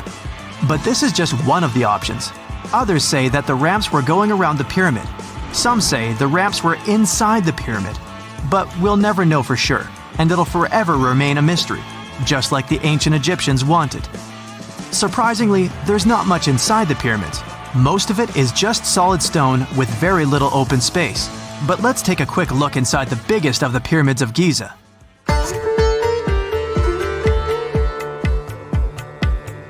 From the entrance, there are two stairs, one going down and the other one going up. The descending one takes you to a chamber located underground. That's where the pharaohs are, but not in this pyramid because Khufu wanted to stay higher. The underground room is partly unfinished. The room with Khufu's sarcophagus is called the King's Chamber. It's upstairs and then through the tall and long Grand Gallery. Below the King's Chamber, there's a room called the Queen's Chamber. There are no queens though, and no one is sure why the room is called this. Unfortunately, none of these have any hieroglyphs on the wall. They're just bare. If you want to see them, you should go to the other rooms that are decorated. Those pieces of art are depictions of ancient Egypt's culture and daily life. The texts allow researchers to study their language and grammar. Sadly, the treasures that once were here in the pyramid are long stolen. From that room, there are several tunnels for an unknown purpose. There are many tunnels and passages inside the pyramids. There are many chambers and shafts and secret ways. Scientists have been sending little robots with cameras there for some decades already. And the robots did discover another chamber a bit upstairs with hieroglyphs on the walls. But even today, much of the pyramids is still unknown, and there's no so-called building plan of the pyramids. Egyptians did create a mystery no one can crack for 4,500 years already. Scientists recently started to X-ray the pyramid to learn what's inside it without entering it and its narrow, mysterious tunnels. The year is 2160. The place, the Pacific Ocean off the coast of Japan. The ocean seems calm, at least the surface does. The ocean floor is cracking right now. Boom! The earth opens up, magma shoots out. The crack in the ocean floor triggers an earthquake and a massive amount of energy shoots into the ocean. And now for gravity to get involved. It pulls the water down and makes it move faster and faster. It's a tsunami. A wave as high as a skyscraper plows toward Tokyo at 500 miles per hour. That's millions of tons of water. It would be awesome to take a picture of it, but there's no time to admire the power of nature. The tsunami's about to hit Tokyo Bay. The tsunami smashes ashore and starts attacking the largest structure on the planet, the Tokyo Pyramid Metropolis. It's 6,600 feet tall. That's 5 times the height of the Empire State Building. Imagine if the entire population of Denver, Colorado lived and worked in one building. The Tokyo Pyramid Metropolis, TPM, can handle 750,000 people at a time. Incredibly, the structure withstands the impact, and most of the tsunami's energy seems to have just disappeared. This time, engineering stands up to nature. TPM was built by the Shimizu Corporation, which was founded in 1804. The pyramid is the most stable structure around. If you don't believe me, go to Egypt and see the Great Pyramid of Giza. It's lasted 4,500 years and it's still going strong. The TPM is built on water and consists of 204 individual pyramids. They look like bunches of grapes stacked on top of each other, 8 tiers in all. Only in this case, each grape is the size of a Vegas casino. The TPM's actually hollow. That's how it defends itself against typhoons and tsunamis. It doesn't meet the wind and waves head-on, but lets all that energy just pass right through it. Robots and autonomous control systems run this place. It runs on solar, wind, and wave energy. The pyramids are connected by passages, all in all about 85 miles worth. They connect everything and are maintained by AI that always finds you the fastest way to get from Pyramid A to Pyramid B. The TPA's obviously the city of the future, but human tech isn't quite ready for it just yet. Originally, engineers decided to install the pyramid on 36 columns, all dug into the ocean bed.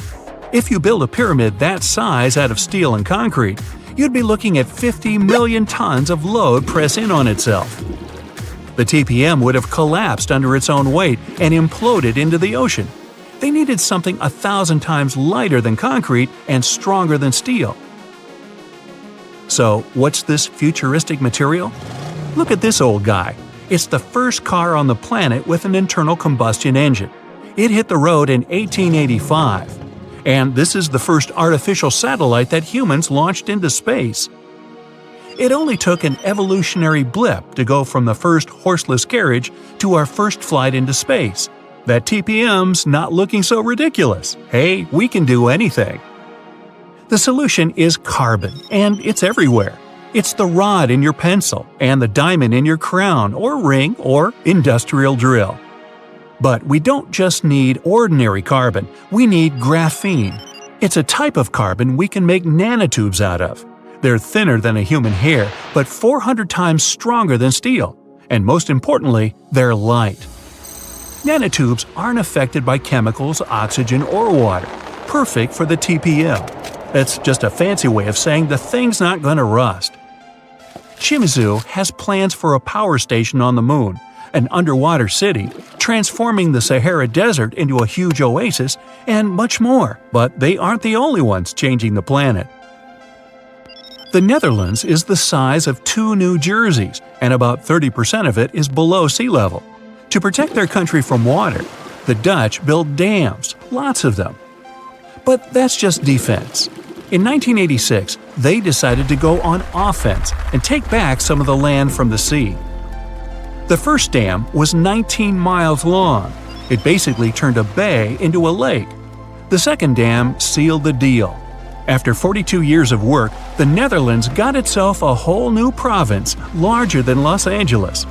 Humans have done the same thing all over the world, like in Hong Kong, the Philippines, Italy. Hey, take that, water! What about building stuff on land that's already land? Before NASA's missions to Mars, the most expensive project in history was the construction of the interstate highway system in the United States. It took about 35 years to finish. In today's money, it cost about $530 billion. All that cash bought 46,000 miles of road. That's almost 2 times around the globe. There are over 270 million vehicles in the US, more than Japan, Brazil, India, and Germany combined. But in terms of sheer effort, the roads of Rome were way more impressive. Over 2,000 years before the first automobile, the Romans built a huge network of roads, 50,000 miles long. They connected Ireland with Egypt and Turkey with Spain. The roads were pretty safe, and travelers could stay in hotels, dine in cafes, or mail a letter at the nearest post office. Only about 30% of the Earth's surface is land.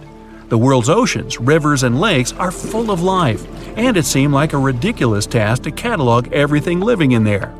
But 2,700 scientists from 80 countries decided to team up to do it. The cost? $650 million. Those scientists spent 10 years searching for old and new species. It was one of the biggest science projects ever attempted. They even discovered about 6,000 new species of fish, squid, and algae. The Great Wall of China is huge. 13,000 miles of walls, natural barriers, and trenches.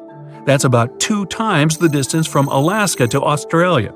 They built it over a period of 2,000 years, with no trucks, bulldozers, electricity, just raw people power. Modern China's not exactly dropping the ball. In 2 years, China used more concrete for construction than the US ever did. I mean ever. Roads, cities, airports, everything there is huge. The Three Gorges Dam is definitely the new Great Wall of China. Over 7,600 feet long and 600 feet high. You're looking at 3 times more concrete and steel than the Hoover Dam. It's the largest concrete structure in the world and cost about $37 billion. More than 1 million people had to pack up and move to make way for it. Switzerland has the longest and deepest railway tunnel on the planet. Under the snowy Alps, builders dug 35 miles of tunnels. Every day, 200 freight and passenger trains pass through it. The amount of rock they took out to make the tunnel is about the same as 5 Great Pyramids. The whole thing cost about $12 billion. Egypt's one of the oldest nations on the planet, but now they're building one of the newest cities. It's going to be about the size of Singapore and filled with 6 million lucky people. There's going to be apartments, government buildings, entertainment, even an opera house. Oh, and a park that'll make Central Park look like someone's backyard. When it's finished, it'll be Egypt's new capital. So why bother? Well, by 2050, Cairo's going to have about 40 million people in it. Looks like they'll need more than one new city. The first flights to the moon cost about $280 billion in today's money. But SpaceX isn't letting price get in its way. The company plans to build a colony on Mars with a population of 1 million by 2050. They claim that once the program starts, you'll be able to buy a ticket to Mars for as little as $100,000. But the biggest science project ever is definitely the International Space Station. It weighs as much as 2 Boeing 747s and zooms through space at the speed of 17,500 miles per hour. That pencils out to be 5 miles per second. The station orbits the Earth 16 times per day, and it doesn't come cheap. Luckily, a whole bunch of countries share the bill, but it's definitely the most expensive room service anywhere in the galaxy. It costs $10,000 to deliver a bottle of water from Earth to the space station. Hey, at that price, I think it's important to ask, sparkling or still? The year is 1923. Two teenagers sneak out of their homes in the middle of the night in Florida City. Rumor had it that an old man was building a rock castle by himself. But every time someone tried to see what the old man was doing, he would stop working. The curious teens managed to sneak into Ed's backyard and saw something they could later describe as magic. They recalled seeing rocks moving around like helium balloons. The old man was moving up to 30 tons of stone by himself to build his castle. Even if he didn't allow anyone to see him working, he would proudly talk about it around the town.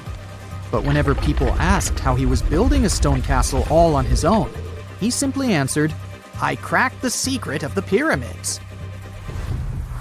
This story begins in Latvia, Edward Leedskalnin's home country. Edward was born in a small village on January 12, 1887. He was born in a family of stonemasons, which is probably where he learned ancient techniques of building. However, he grew up as a sickly boy, which meant he could never carry much weight or undergo heavy physical activity. At the age of 26, an unfortunate turn of events determined Ed's fate. The love of his life broke off their engagement, and heartbroken Ed decided to move to the United States. He lived in a couple of American states before finally moving to Florida, where his life's adventure started. Ed spent years searching for the right spot of land to build his dream house. He always rejected good farmland. When people wondered why, he only smiled. Finally, when he bought land of his own, it was deemed terrible by his close friends. The soil was bedrock. He could neither plow nor farm it, but it seemed perfect for what he was seeking to build. Ed's close friends would often describe him as eccentric. When asked why he wanted to build a house, he would only say, "It's for my sweet 16. Someday she's coming back." Then, he'd change the topic of the conversation. It took Ed about 30 years to finish Coral Castle, and he did it all by himself. He would only work under the cloak of night and never let anyone see what he was doing. The completed Coral Castle embodies a number of unsolved mysteries. If you were to visit the site back then, you'd have to go through a 9-ton, 8-foot-tall revolving gate door that even a kid could push with just one finger. Ed was so proud of this door that he originally named the site Rock Gate Park. It was renamed Coral Castle only much later, after Ed's passing. Once inside, visitors would access the incredible wonders of Ed's constructions: towers, mystic symbols, furniture, and swing sets, all made entirely of monolithic blocks of stone. The stones are set on top of each other, using only their weight to keep them together. And believe it or not, the entire park gathers around 1,100 tons of stone. Today, if you visit Ed's living quarters, you'll even see the simple instruments he used to construct all of this: chisels, hammers, ropes, and pulleys. The type of work he did is difficult even with modern-day equipment, let alone without it. Coral Castle's main mystery lies in how Ed managed to do it. The only photograph of Ed Leedskalnin at work shows a simple leverage structure of a chain hoist attached to a wooden tripod. The tripod was made of old telephone poles with a small wooden box on top. What was in the box is, of course, a mystery. Unfortunately, he took his secrets with him, not sharing the truth of his work with anyone else. Yet, not all is lost, as there are many theories and speculation surrounding what could have happened there. One theory says that there is a harmonic grid inside the Earth's surface, something that would create anti-gravity spots around the globe. It's believed that Coral Castle was built in such a spot. This could explain why it took Ed so long to find land that pleased him. Maybe what he was looking for was a place that allowed him to experiment with anti-gravity forces. Yet, whenever Ed talked about his work, he would say he understood the laws of weight and leverage, and, sure thing, that he had cracked the secret of the pyramid builders. And what secret is that, you might ask? According to Ed himself, it has to do with magnetism. He even published a pamphlet called Magnetic Current. There, he explains that every object has magnetic particles inside of them. A person just needs to understand where they are located inside such objects. This way, objects can be lifted and moved around without much effort, just like moving something heavy underwater. Researchers say that if we assume Ed Leedskalnin and the pyramid builders used the same technique, then it would only have taken 4,700 workers to build the Great Pyramid of Giza, instead of the 20,000 to 100,000 that is currently estimated. But this story just keeps on getting more and more mysterious. In the late 1920s, Ed was finishing the construction of Coral Castle in Florida City. Rumors about his work had spread around town. People said Ed was hiding a stash of money somewhere in his living quarters. One night, a group of men waited until Ed was alone and broke into the castle to rob him. They couldn't find the money and, luckily, didn't harm Ed. But in the following days, he decided that it was best he moved out of that land. Of course, he took more than his toothbrush along with him. Ed decided to move the entire Coral Castle to another land 10 kilometers away from where he had built the park. Legend says he hired a truck driver and asked him to swear secrecy about what Ed intended to do. He asked the driver to look away while Ed loaded the truck by himself, moving all of the rocks without any help. With the truck loaded, Ed and his castle moved to Homestead, Florida, where the park is located until this day. In 1986, a group of engineers from Florida University was called to try to fix the park's gate entrance, the 9-ton revolving door that Ed was so proud of. They arrived with plenty of modern-day equipment, including a 20-ton crane. When the engineers took the door down, they noticed that Ed had used a strange circular stone at the bottom of the revolving door. The engineers couldn't understand how this frisbee-sized rock could withstand 9 tons of weight without breaking into pieces. They sent the rock to the geology department at the University of Florida, but the geologists simply returned the rock, saying they couldn't find a match of this rock in their databases. They couldn't determine its origin. The engineers put the 9-ton gate back into place, trying to use other techniques. At first, it didn't work without the base rock Ed had originally used. So, they had to cut the gate rock to make it work as a revolving door once again, proving that modern-day technology couldn't replicate what Ed had done single-handedly. Fast forward to 2011, and another man claimed to have cracked the code of the pyramid builders and Ed Leedskalnin himself. Wally Wallington, a retired construction worker from Lapeer County, Michigan, has managed to build using similar techniques to those used by Ed. Wallington is known for having built his personal Stonehenge in Michigan. He is said to have used simple machines, such as levers and counterweights, moving around multi-thousand-pound concrete blocks. Unlike Ed, Wallington has shared his techniques with the public. Multiple videos are showing the clever engineering he built from very simple materials. It sure is impressive.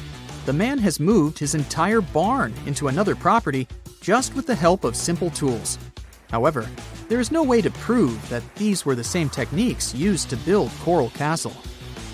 To this day, the secrets of Coral Castle haven't been unraveled. But hey, we can always keep trying to solve it. Phew! This summer has been turning up the heat like never before. We feel like roasted marshmallows on a sizzling grill. Yes, the world is getting hotter, but some regions have always fought with high temperatures. It turns out people had some inventions to keep themselves cool in ancient times too. Some of them are still functioning, even 3,000 years later. Let's take a look at how people saved themselves from heat throughout history. So, put an ice cube into your cold drink and get ready to hear how people survived the heat. Speaking of ice cubes, do you know that the Persians made an ice storage system? In the deserts of ancient Persia, people had an out-of-the-box idea about how to prevent their food from turning into a melted mess. These ingenious Persians stumbled upon a physics trick that allowed them to create ice in the middle of the desert. They called these cool structures yakhchals, which basically means ice pits. These ice pits were not your ordinary coolers. They were like secret underground fridges. They looked like dome-shaped mud brick structures on the outside, but inside, it was a whole different world. These ice pits had an evaporation cooler system that worked like magic. At night, when the desert cooled down, Persians made use of the radiative cooling effect. They set up cleverly designed trenches to hold thin layers of water. The water froze, defying the desert heat. Then there were underground square storage areas. The Persians collected the melting ice water from these cool trenches, and during the night, they froze it again, making the most of the desert's natural chill. To add to the cooling effect, they built a wall to shade the storage areas from the hot midday sun. And that's not all. They had this fantastic wind-catching contraption called a badger that caught the breeze and directed it right into the ice pits. Fresh air plus ice. Cool breeze. A winning combo. They even had intricate water channels called qanats to bring water to the ice pits and homes all the way from the nearby mountains. As time passed, these yakhchals faded into history and modern technology took over. But hey, there's good news too. Some awesome folks in Iran are restoring these ancient coolers. So, if you ever find yourself in the desert, don't forget to pay a visit to these marvelous places and witness the genius of the ancient Persians firsthand. Now, I want to focus more on the wind catchers because they don't just help make ice cubes. They actually function as a cooling system as well. Back in the day, those clever architectural wonders were all the rage in places like Persia, modern-day Iran, Egypt, and the Middle East. Imagine tower-like structures with openings at various levels strategically placed to harness the power of nature's breeze. These openings were like magical portals for the wind. They captured those refreshing gusts and guided them right into people's living spaces. Basically, they were natural air conditioners. The breeze would gracefully flow downward, cooling the ground as it danced through the building. The secret sauce lies in the details. The tower's height, the number of sides, the openings, and the positioning of the interior blades. Everything plays its role in how efficiently the wind towers work out. Thanks to these wind catchers, ancient societies could enjoy comfy indoor temperatures without sweating. Can you imagine living in those times? Feeling the gentle breeze whisking through your home, keeping you feeling fresh and chilled out? The Persians are often credited for inventing these awesome wind catchers. But hey, don't forget about Egypt. There, you can find traces of similar structures dating all the way back to 1300 BCE. Yes, the invention of wind catchers may have occurred in ancient Egypt, but Yazid in Iran is the city with the largest number of wind catchers. People wouldn't have been able to live there without these ancient ACs because there was almost no rain in the area throughout the year. Now, let's look at these perforated, double-skinned exteriors. Imagine dressing up a building with a fancy perforated screen. It's like giving its exterior a stylish makeover while keeping things chill inside. This genius technique, firstly, scatters the natural daylight, so no harsh sunbeams to blind you. The screen also offers shade like a pro, giving the building's interior a much-needed break from the blazing sun. Think of it as a natural sun hat for your home. Placing this screen about 4 feet away from the outer walls creates a breezy, dreamy hallway for fresh air circulation. And hey, they add a touch of elegance to the building too. These structures are sometimes called jali. Jaipur, India, for example, has an average daytime temperature of about 100 degrees Fahrenheit. So these structures are lifesavers. Jalis come in various forms, crafted from cement, earth, and wood. It's a cultural symbol deeply embedded in Indian architecture. You can find its captivating presence in iconic historical buildings like the majestic Taj Mahal and the Grand Red Fort in Delhi. But hey, it's not just a thing of the past. It's still rocking modern architecture scenes, and its charm has sparked creativity in artists and designers worldwide.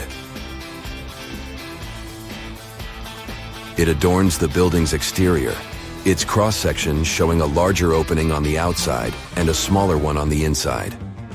This is where the Venturi effect steps in to show off its physics prowess.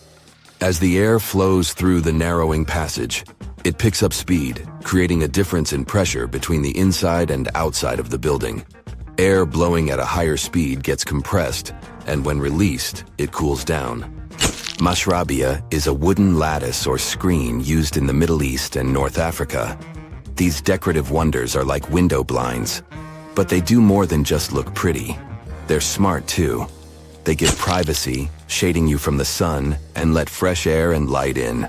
Some people also add clay pots filled with water, sand, or damp straw to their designs.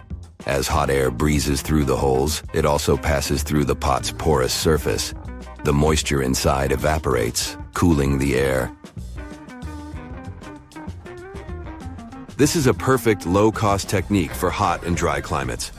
It's eco-friendly, and there's no need for electricity. Now, let's fast forward to today. Designers are getting creative, mixing traditional wisdom with modern tech. At the Al Bahar Towers in Abu Dhabi, they've got it too. Picture over 2,000 hexagonal panels that dance with the sun's movement, providing shade to the building's interior. Water evaporation was another secret weapon for ancient people. Simple, yet super effective. Plus, ancient Egyptians hung wet mats and curtains in doorways. When the air passed through them, it cooled down, providing a relief from the scorching sun. Ancient architects were the masters of maximizing airflow. They knew how to cross-ventilate and let hot air escape while inviting cooler air to the party. Speaking of ancient Rome, bathhouses were the place to be back then. It was like a community hub. People gathered to chat about politics, play sports, and, of course, take a relaxing dip. The frigidarium was the cool spot in Roman baths.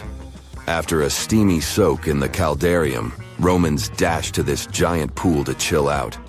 Then in some places, like Cappadocia in Turkey, people went underground to hide from the heat. They carved cozy dwellings in volcanic rock, harnessing the Earth's natural cooling powers. So the lesson here is simple. Architects and designers can create wonders by combining local traditions with smart tech.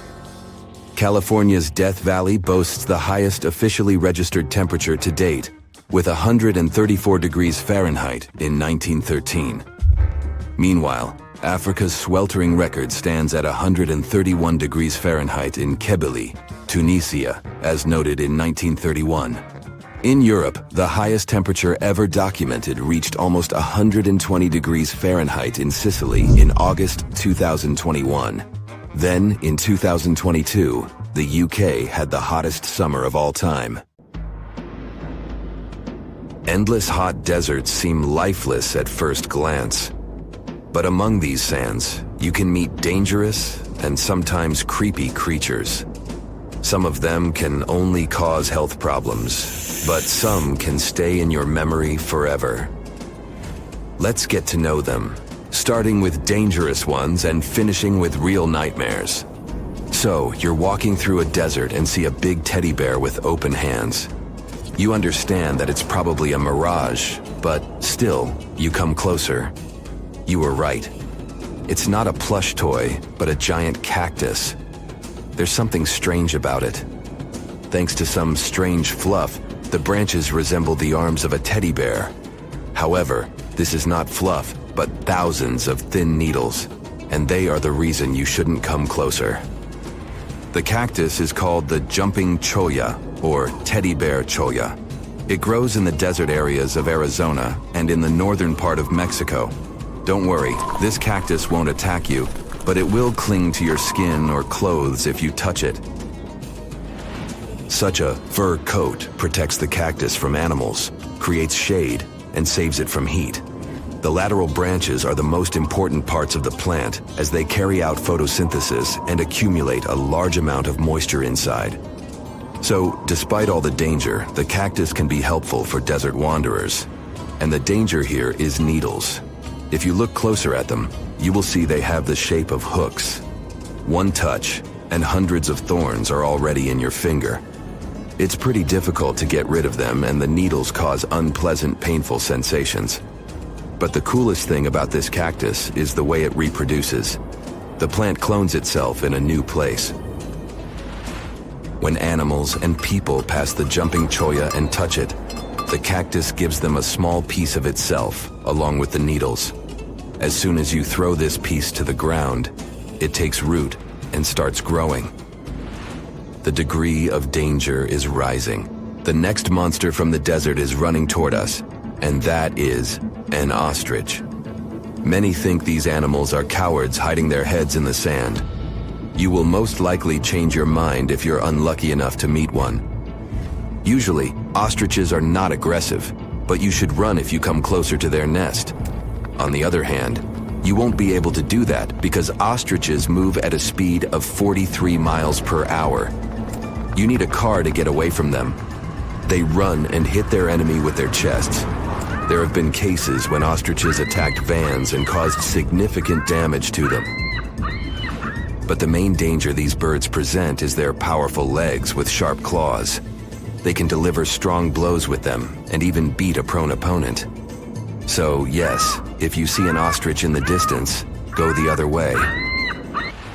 This small spotted lizard lives underground almost all the time in the arid deserts of the southwestern US and northwestern Mexico.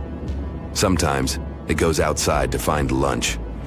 It only seems cute, but in fact, it's a dangerous Giza monster. Its thick skin protects the reptile from hawks, coyotes, and other predators. But its main protection is its venom. Snakes and spiders inject their toxins using long, needle-like fangs. The Giza monster clamps down and chews the prey to spread the venom. And when it bites a person, it can keep its jaws closed for a long time. Getting rid of the animal is a tricky feat. People who have experienced the effects of the venom say it feels as if hot magma passes through the veins. Despite this, the lizard turned out to be useful for science. Doctors used its venom to create medicines for diabetes and obesity. The time has come. Now you're about to meet one of the creepiest creatures living in the desert.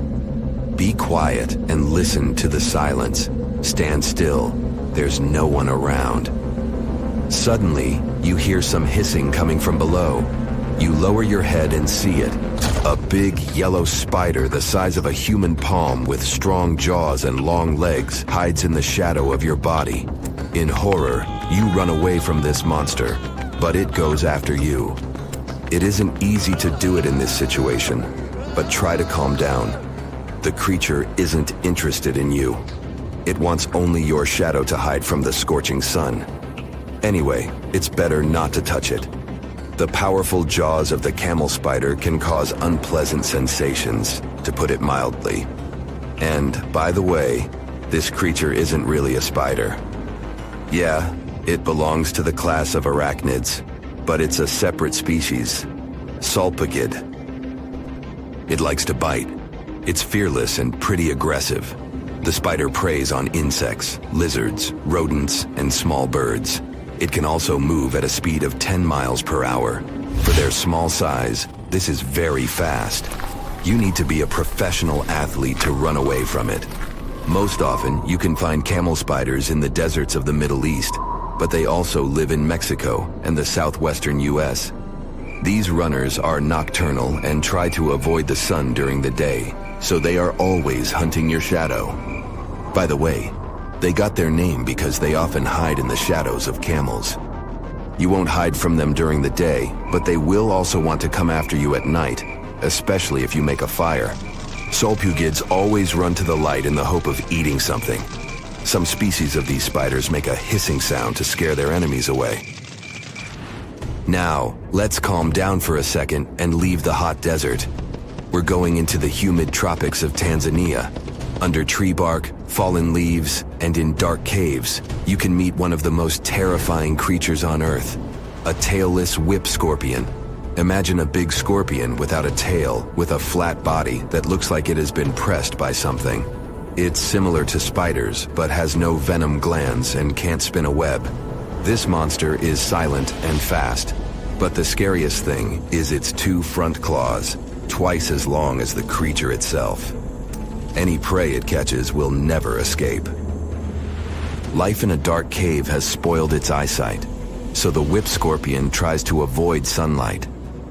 During molting, it climbs up to the ceiling and slowly comes out of its old skin. Imagine directing your flashlight there and seeing small cocoons out of which pale spiders with excessively long legs crawl.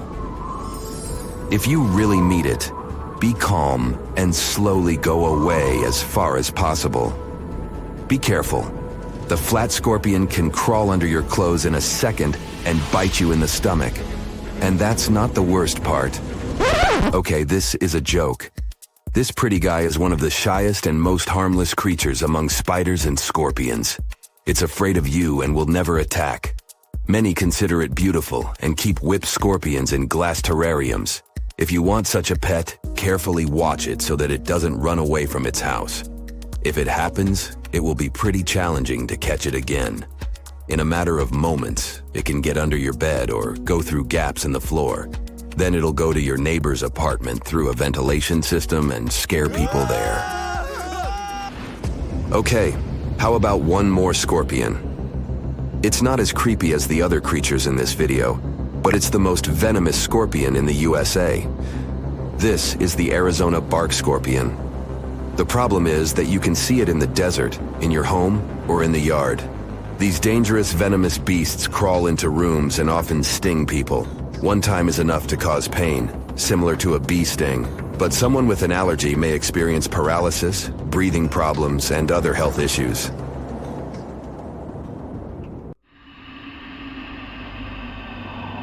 You're walking along a hot desert under the scorching sun. You run out of supplies. There's no more water. You dream about rain, but there are no clouds in the sky. With each step, you lose more and more strength and fall. You notice a small pond nearby. Is it real water or just a mirage? You can't get to your feet, so you crawl there. The water is getting closer by the minute, but not because you're moving towards it. It's the water approaching you. In a few minutes, the pond area increases. Here, you're already in it. A small lake is formed, 60 feet deep, at the place where the piece of desert was. This real event happened in 2014 in the Tunisian desert. No one knows exactly on what day the lake appeared, since this part of the south of Tunisia is sparsely populated. At first, shepherds passing by saw the lake and didn't believe their eyes. In the next few hours, hundreds of locals came running to the place.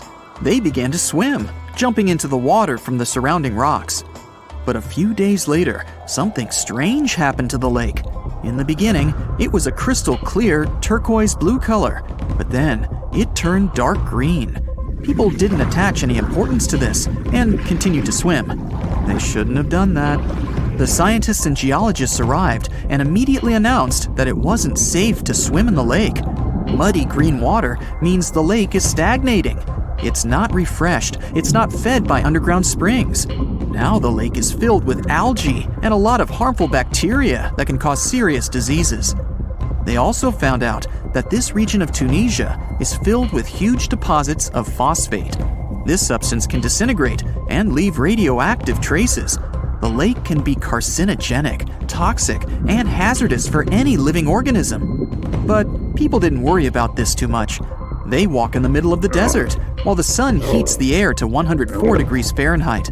Most of them are unlikely to refuse to jump into cool water, despite the warnings of scientists. Until now, no one knows exactly the reason for the appearance of the lake. Some scientists believe the lake was formed because of heavy rains. The lake is surrounded by rocks and is located inside a canyon.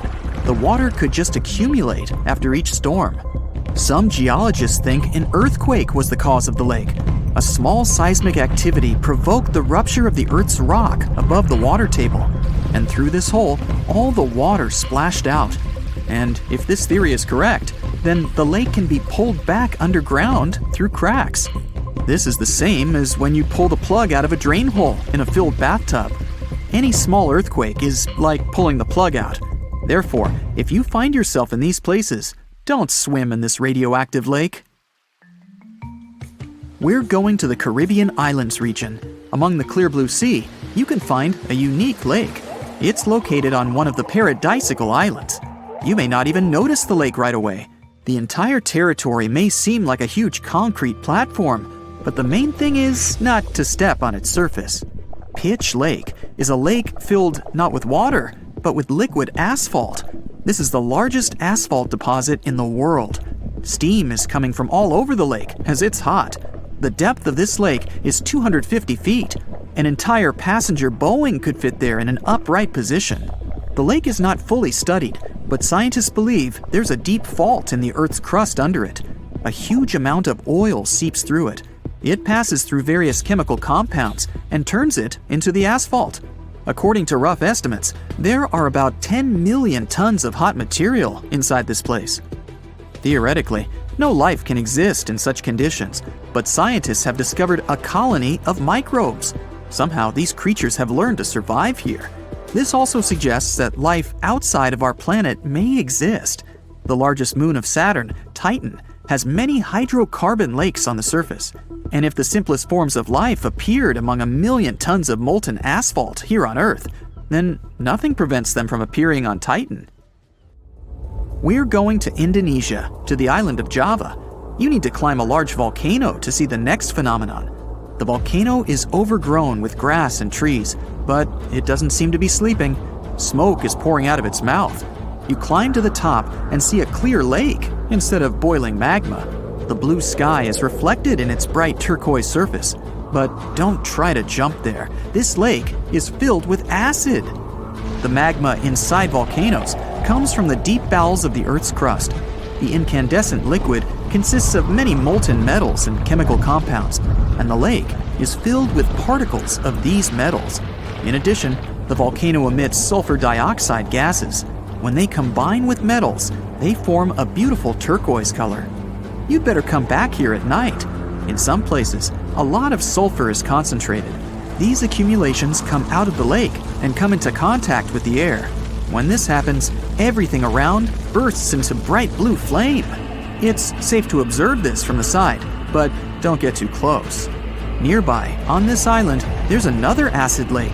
It also releases sulfurous gases into the air, which are easily ignited when in contact with oxygen. And when this happens, the gases burst into a bright blue electric flame. It's difficult to see the flames during the day. At night, you can see these flashes from afar. Our next location is Australia. You start the drone high above the forest area. Among the green dense forests, you can see a bright pink spot. It's our lake. This time, the beautiful pink color may not stop you from swimming. You can relax here and take beautiful photos. The lake attracts thousands of tourists, but scientists have only recently been able to find out the reason for the unusual color. At the bottom of this salty lake in Melbourne, special algae grow and secrete a red pigment. In combination with sunlight, high temperatures, and a small amount of precipitation, it turns the lake pink. By the way, Australia is not the only place with such a phenomenon. There are lakes with a pink tinge of water all over the world. You can find them in Senegal, Bolivia, Kenya, and many other countries. The water of these places is also salty and contains the red pigment of unusual algae. We leave the hot beaches and fly to cold Canada.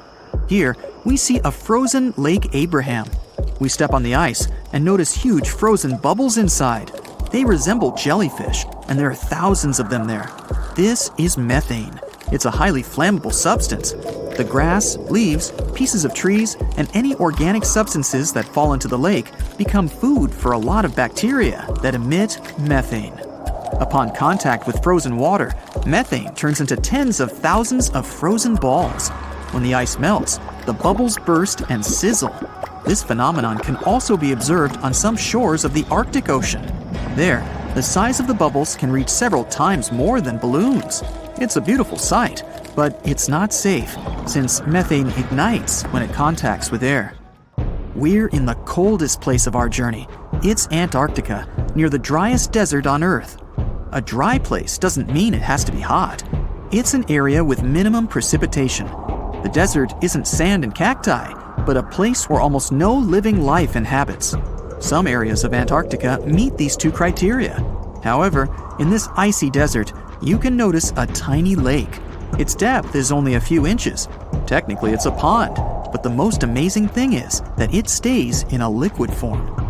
The temperature here drops to negative 58 degrees Fahrenheit. The pond should be frozen, but this doesn't happen.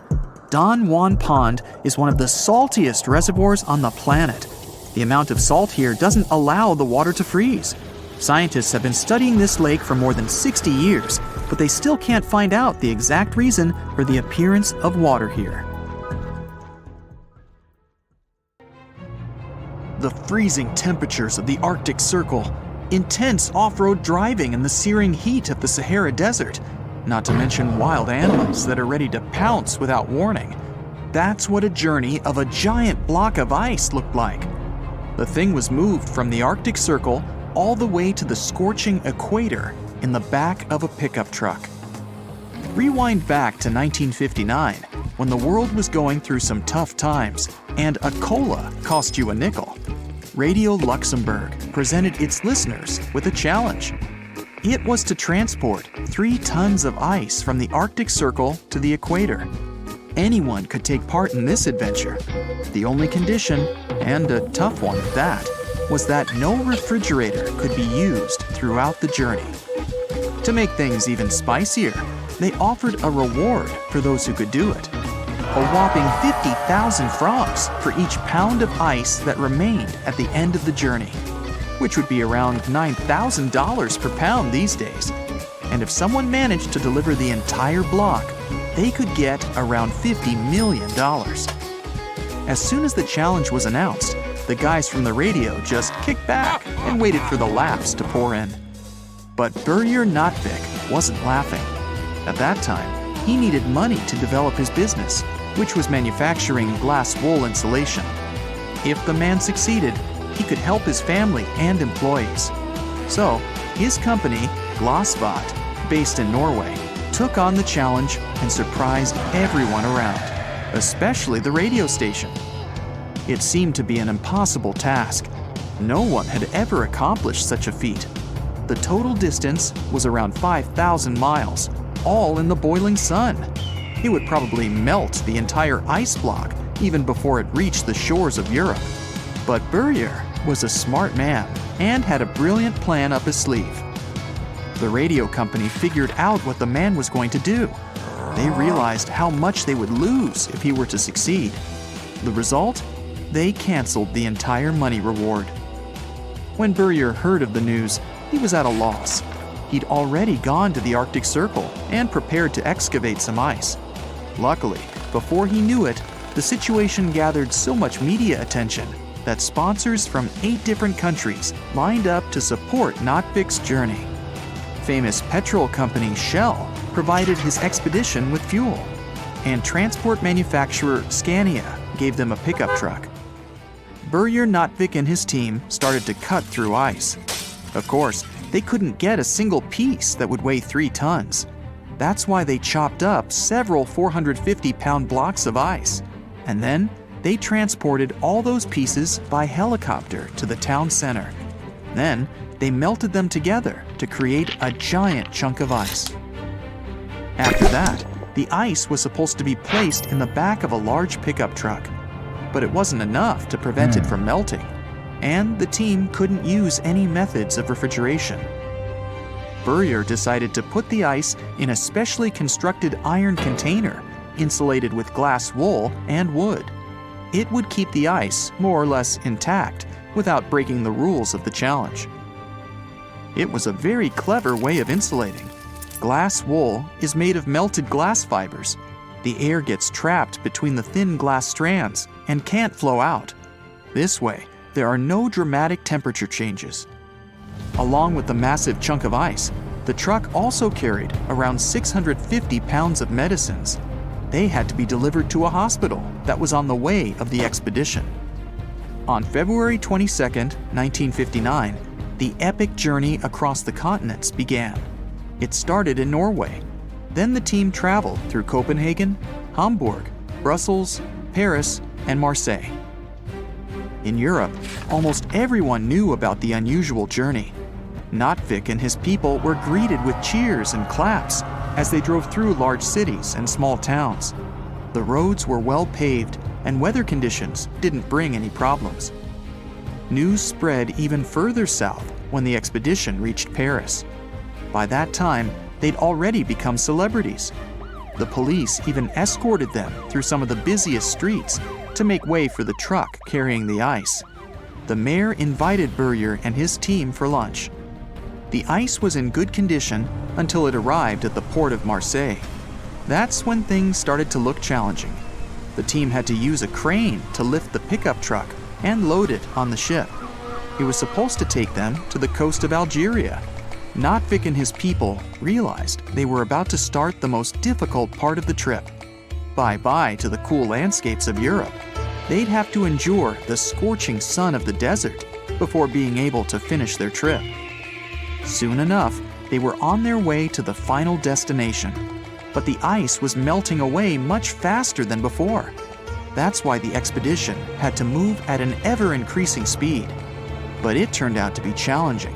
It was almost impossible not to get stuck in the sand. At that time, the Sahara had no paved roads for miles on end. So, Burrier and his crew had to dig their heavily loaded car out of the sand in the scorching sun. Every day, the temperatures got higher and higher. Sometimes it was hotter than 120 degrees Fahrenheit. The truck got stuck more and more often. The ice was melting faster than before. It seemed to be just a matter of time before all they were transporting across the Sahara was a large swimming pool filled with cool water. And still, no one was ready to give up and to go back home. They made camps in the desert during the nights and kept driving during the days. The finish line was right there. They came across many friendly nomadic tribes that were traveling on camels' backs. These desert dwellers helped the expedition with some food. In return, the crew offered them the most unique water the locals would ever have: melted ice from the Arctic. Nomads know how to survive the extreme temperatures of the Sahara Desert. They're accustomed to such an unusual lifestyle. But they would have tough times without camels. Often called the ships of the desert, these unique animals store fat in their humps.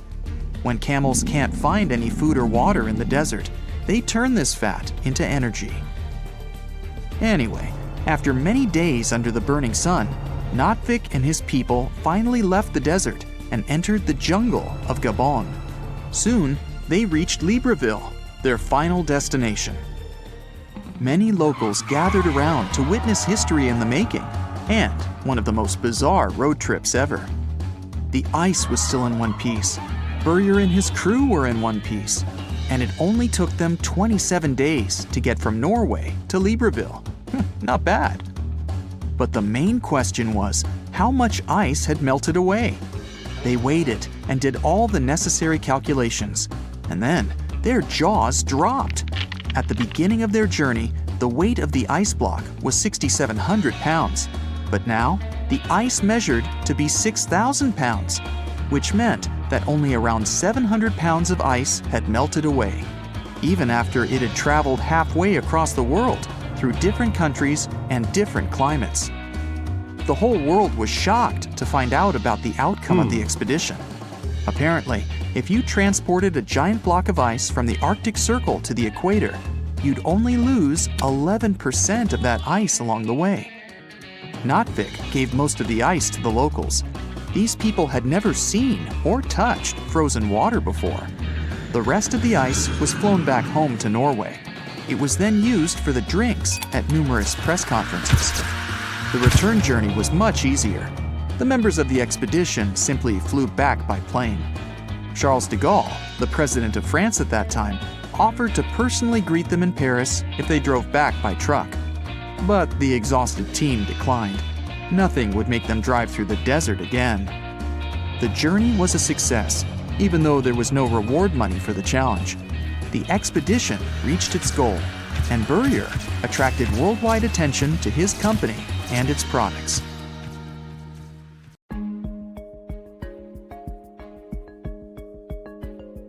Welcome to Starbuck Island in the middle of the Pacific near French Polynesia. Even if the name brings to mind a strong coffee smell, you will find no frappuccino there. The island is uninhabited. It's also pretty tiny, just 5.5 miles east to west and about 2 miles north to south. The island is so small, New York City could fit in 18 such islands. Seems like there can be zero interesting things, but Google Maps have something to surprise you. A couple of months ago, there was a viral TikTok video about a weird saucer-shaped object found on Google Maps on Starbuck Island. The video racked up over 5 million views in 2 days. The creepiest part is that there's a long streak traversing almost the whole island. It looks as if someone had to brake with all their might, but failed, and it resulted in a crash of that saucer-looking vehicle. Could that be another possible proof that we aren't alone in the universe, and someone tried to visit us and couldn't drive very well? All these speculations are blood-chilling, and the users believe no one knew the true story behind those traces and the saucer. Little did they know that back in 2009, a group of explorers visited the deserted island. They made a couple of videos that were uploaded to the net. Thing is, the island didn't used to be that deserted.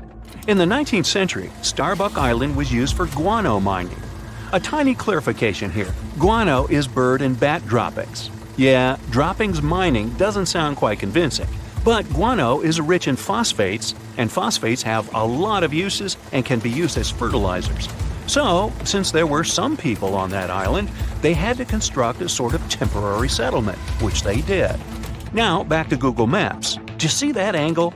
Right. The satellite picture can be compared to the pictures and videos made in 2009 by the explorers. Another point proving that this weird object has a terrestrial origin is that there are some trees on the island, which is bizarre. These trees aren't native to coral limestone terrain, and they were definitely planted by people. Mystery solved. The saucer-shaped object is not an extraterrestrial vehicle, but what remains from a settlement. And the traces stretched out across the island? Who knows? But it's definitely nothing out of this world. Another TikTok user claimed they saw zombies on Google Maps. Let's see if this one is true. First off, the video scared over 1 million people who watched it. This TikTok starts with a view from afar, and as the user zooms in, we understand we're in Finland. Then we see an inscription. Alright, I surrender. Finnish viewers, help me out here. The next thing we see is a low-quality Google Street View image, and that shot sends shivers down my spine. It looks like a mass gathering of people, but they don't look quite alive. The image looks foggy and bewildering. Are these real zombies? Sure thing they're not. First off, let's deal with the inscription. It translates to English as "a quiet people's facial artwork by this person." So, he is a Finnish dancer and choreographer and intended the silent people artwork to be part of his performance. But now it's an independent art piece. Fun fact, the silent people figures get changed twice a year, in the fall and at the beginning of the summer. They get all the clothes from donations. Bang! Another myth debunked. Right side 2, TikTok myths 0. Right. Now take a look at that pic. Anything weird you've noticed? Right. It's a 3-legged girl. The satellite picture was taken in Croatia. But there's nothing to worry about. These are nothing but Google Maps issues. Thing is, the technology used for Google Maps purposes has a curious algorithm. Each object gets photographed several times, and then the resulting photos are stitched together to achieve the most accurate image. In most cases, it works, but sometimes it seems like the technology tries too hard, and it results in extra details and sometimes extra limbs people have in the photo. And if we're going to have a 3-legged race, then I'd bet on her. There's nothing that can escape the all-seeing satellite eye, right? On September 20th, 2022, a TikTok user posted a video about a plane found underwater on Google Earth app. The plane was found off the coast of Crooked Island in the Bahamas, not far away from Colonel Hill Airport. Now, let's see if that's true. The first thing we should keep in mind is that even Google Earth Help themselves admit the fact that the pic found in the app may be the result of several photos, either satellite or aerial, taken on different days and even in different months. The result of stitching might sometimes be a bit unpredictable. Remember the 3-legged girl? How could we forget? So, as you may have already guessed, this photo is nothing but stitching. The area with that plane was photographed multiple times in 2004 and 2005, then it was photographed 8 times in 2015 and a couple of times later. The most probable reason for this photo being on Google Earth is that these are the 2015 shots combined together. They say the reticulated python is the largest snake in the world and can reach a whopping 20 feet in length. There's a record of one such python found in 1912 that reached 32 feet in length. However, users found an even more staggering snake on Google Earth. On March 24, 2022, another mind-blowing video was posted on TikTok. The video got over 200,000 likes. Imagine the views! This time, the user claimed that a mega-skeleton of the extinct Titanoboa was found on Google Maps somewhere in France. It was hard to judge from the image, but the skeleton was estimated to be about 100 feet long and could have certainly been the longest snake that ever existed, if the snakes had had such a skeleton in reality. So it's the #1 reason why this one is not a snake. You see, snakes have somewhat thinner ribs, and the skeleton in the picture looks way more massive. Another curious thing about this skeleton is that it turned out to be made of steel. See what I'm driving at? It's not a real skeleton, but a stunning 425-foot-long art installation. It's called this French name, which means ocean snake in French. The installation was created by a Chinese artist, Huang Yongping, and it's free to visit. The cool thing about this installation is that it only appears with tides, so it looks like a real archaeological excavation. Well, the artist made a monkey out of millions of users. If you ever travel to France, you can go check this extraordinary piece of art. It's located in this place, not far away from that place. Sometimes, Google Maps shows something that never existed. Meet Sandy Island. For a long time, it was believed to be located near New Caledonia in the eastern Coral Sea. It all started when Captain James Cook included it in the charts back in 1774. He never visited it, but it was later included in several more charts as a precaution against reefs. At the time, it was standard practice. Plus, the area was, and is still, swarming with pumice sea rafts. These are the masses left after an underwater volcanic eruption, so such a precaution was a necessity. This way, the island stayed in the charts until 1974. A flying recognition campaign claimed there was a lack of appearance of that island, and Sandy Island was deleted from the charts. Google Maps appeared back in 2005, and the island, surprisingly, was there, even though it had been previously undiscovered. It got removed from Google Maps only in November of 2012. Now, there is nothing but black pixels, but there used to be a darkened sea area. Today, some specialists believe the whole situation with the island was just a copyright trap, which was a popular practice among cartographers back in the day. Those traps help cartographers protect their intellectual property. So, have you ever seen anything weird on Google Maps? You find yourself in Africa, land of unique wildlife, home to a great variety of cultures and languages, and, first and foremost, host to the world's largest hot desert, the Sahara. It's daytime, and you are thirsty for some water and shade. You've been walking for days, trying to find one of those precious-looking oases. You feel you're near, but the horizon just keeps stretching and stretching. Your mind is tired, and your body is feeling all the heat. It's like you've eaten a full plate of hot pepper and then some more, judging by how much you're sweating. And when I say hot, think 100 degrees Fahrenheit hot, on average. No wonder this is happening. After all, you find yourself in the world's biggest hot desert. Now, I say hot desert since the biggest deserted landscapes are actually the cold ones, located in Antarctica and the Arctic. Icy Antarctica's frozen desert is more or less the size of 1 million LAXs. Yep, the Los Angeles International Airport. The Arctic desert is just a bit smaller than that. Now, in case you don't know, the Sahara Desert is located in northern Africa, stretching from the Atlantic Ocean all the way over to the Red Sea. It occupies an area large enough to place approximately 100,000 Disney World theme parks side by side. According to scientists, its boundaries are expanding. Deserts usually form in the subtropics because of what's called Hadley circulation. The air rises at the equator and descends into the subtropics. This circulation of air has a drying effect, which helps the formation of desert landscapes. Since the 1920s, the Sahara is considered to have expanded by over 10%. How is this happening? Well, let's start from the beginning. You probably know the Sahara Desert as one of the most inhospitable places on Earth today. Just FYI, for a place to be considered a desert, it has to receive less than 4 inches of rain per year. Due to the very small precipitation index, deserts are usually dry and arid places. There is little humidity in the air, and daytime temperatures can go as high as 130 degrees Fahrenheit. Usually, there isn't that much animal and plant life because of the lack of water. But in the Sahara's case, it wasn't always like that. It may be difficult to imagine northern Africa without the tons of sand it has today.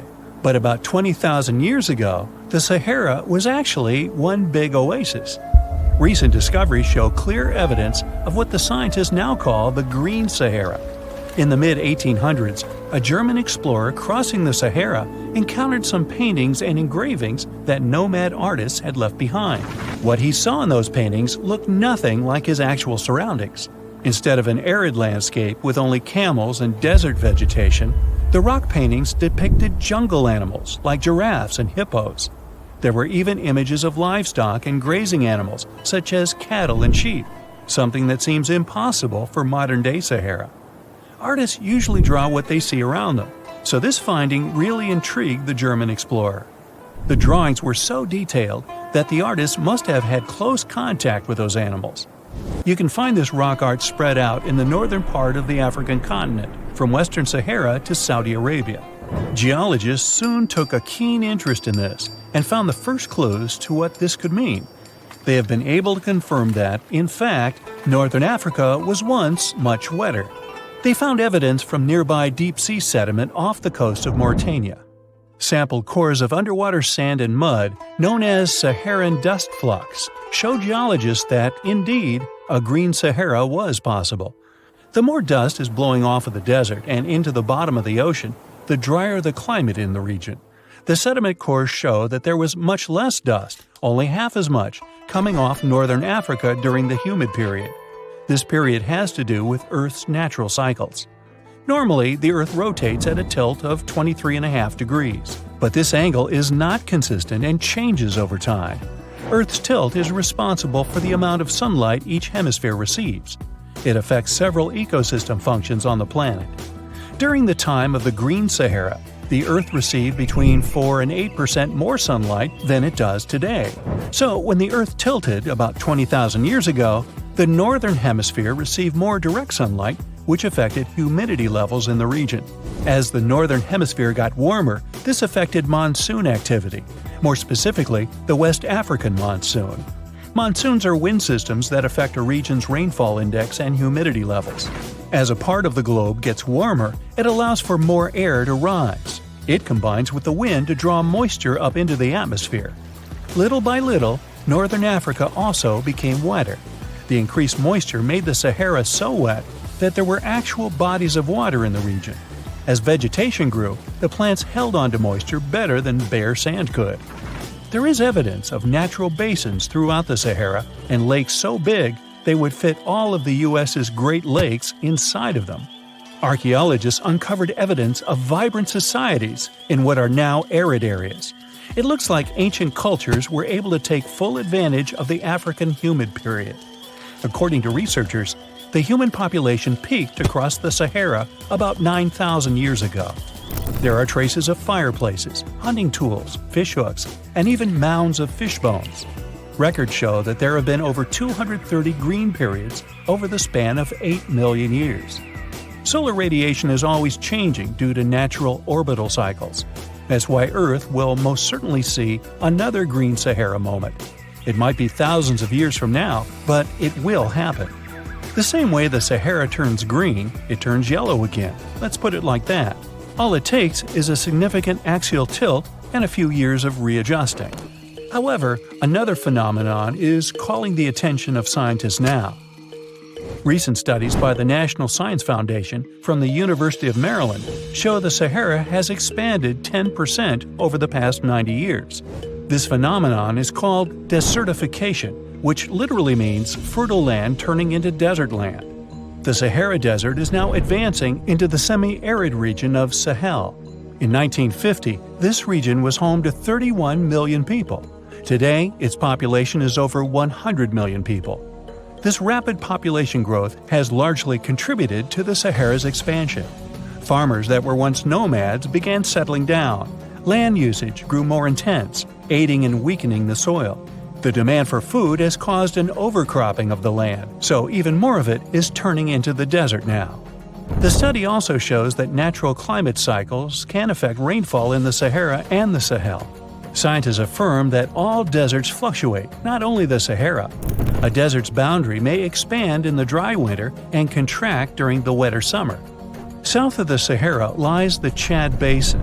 It is a natural body of water that now serves as an indicator of the Sahara's expansion. The Chad Basin is located in the region where the Sahara is advancing southward. An atmospheric and ocean expert from the University of Maryland explains that rainfall has reduced greatly in the entire region. Due to reduced rainfalls, there is less water across the entire basin, and even Chad Lake is drying out. Just like the Sahara, the Atacama Desert in Chile, deemed the world's driest, is also expanding. It is located north of the city of Santiago, and its southern border is expanding toward the Chilean capital. Because the climate is getting drier and drier here, the city of Santiago risks turning into an arid or semi-arid region itself. The once fertile valleys of local rivers that lived on agriculture and livestock for many generations are losing their revenues as Chilean land is turning into a desert. Since 2010, Santiago has received only a third of its annual rainfall. Outside of the city, farmers are digging holes in search of blue gold, or simply put, water. The situation here is very similar to that of Sahel. So tell me this. Were you as surprised as I was to find out what has been happening in the Sahara region? Feel free to share in the comments below. You plan to spend your summer vacation in Africa. The final destination is the Sahara Desert. It's located in northern Africa, stretching from the Atlantic Ocean to the Red Sea. You're excited to ride camels and learn about the region's rich cultures. You hop on an extensively long flight, and finally, you are here. You find yourself in the world's biggest hot desert. Can you believe it's 3 million square miles? You're ready for your first adventure after drinking liters of ice-cold water. The guide gives you a choice. You can spend 2 weeks visiting a collection of oases, or you can help them solve an ongoing local mystery. Deep into the desert, near this Algerian town, lies a mystery begging to be solved. A collection of huge, spotted circles in the sand. There are dozens of them, stretching for miles in a straight line. The circles were first identified via Google Earth images several years ago. People have debated them for years, but no one seems to know the answer. The strange thing is that they are so many miles away from any towns, roads, or human activity. The quickest way to discover the truth behind the circles is asking questions. You grab your notebook and set out to talk to locals. Everyone is helpful in this scenario: geographers, anthropologists, elders, and historians. The first person you talk to is a map expert. You need to understand if those circles were authentic or a satellite glitch. You end up interviewing the people who take Google Earth satellite pictures. The circles are really there. They appear in multiple pictures from many years. Then, let's understand why they are there in the first place. After 2 days of interviews, you have your first lead. The circles could be the result of oil activity. Experts explained why this would make sense. Algeria is a rich area for natural resources, so this would be a sensible guess. Usually, to find out if there is anything worth extracting, companies would undertake seismic surveys. Seismic surveys are a way of analyzing the Earth's surface by sending shock waves into the ground. Depending on how these waves bounce back, you'll know what is located there. A special vehicle could have marked the soil that way. So, did we unravel the mystery? Not quite so.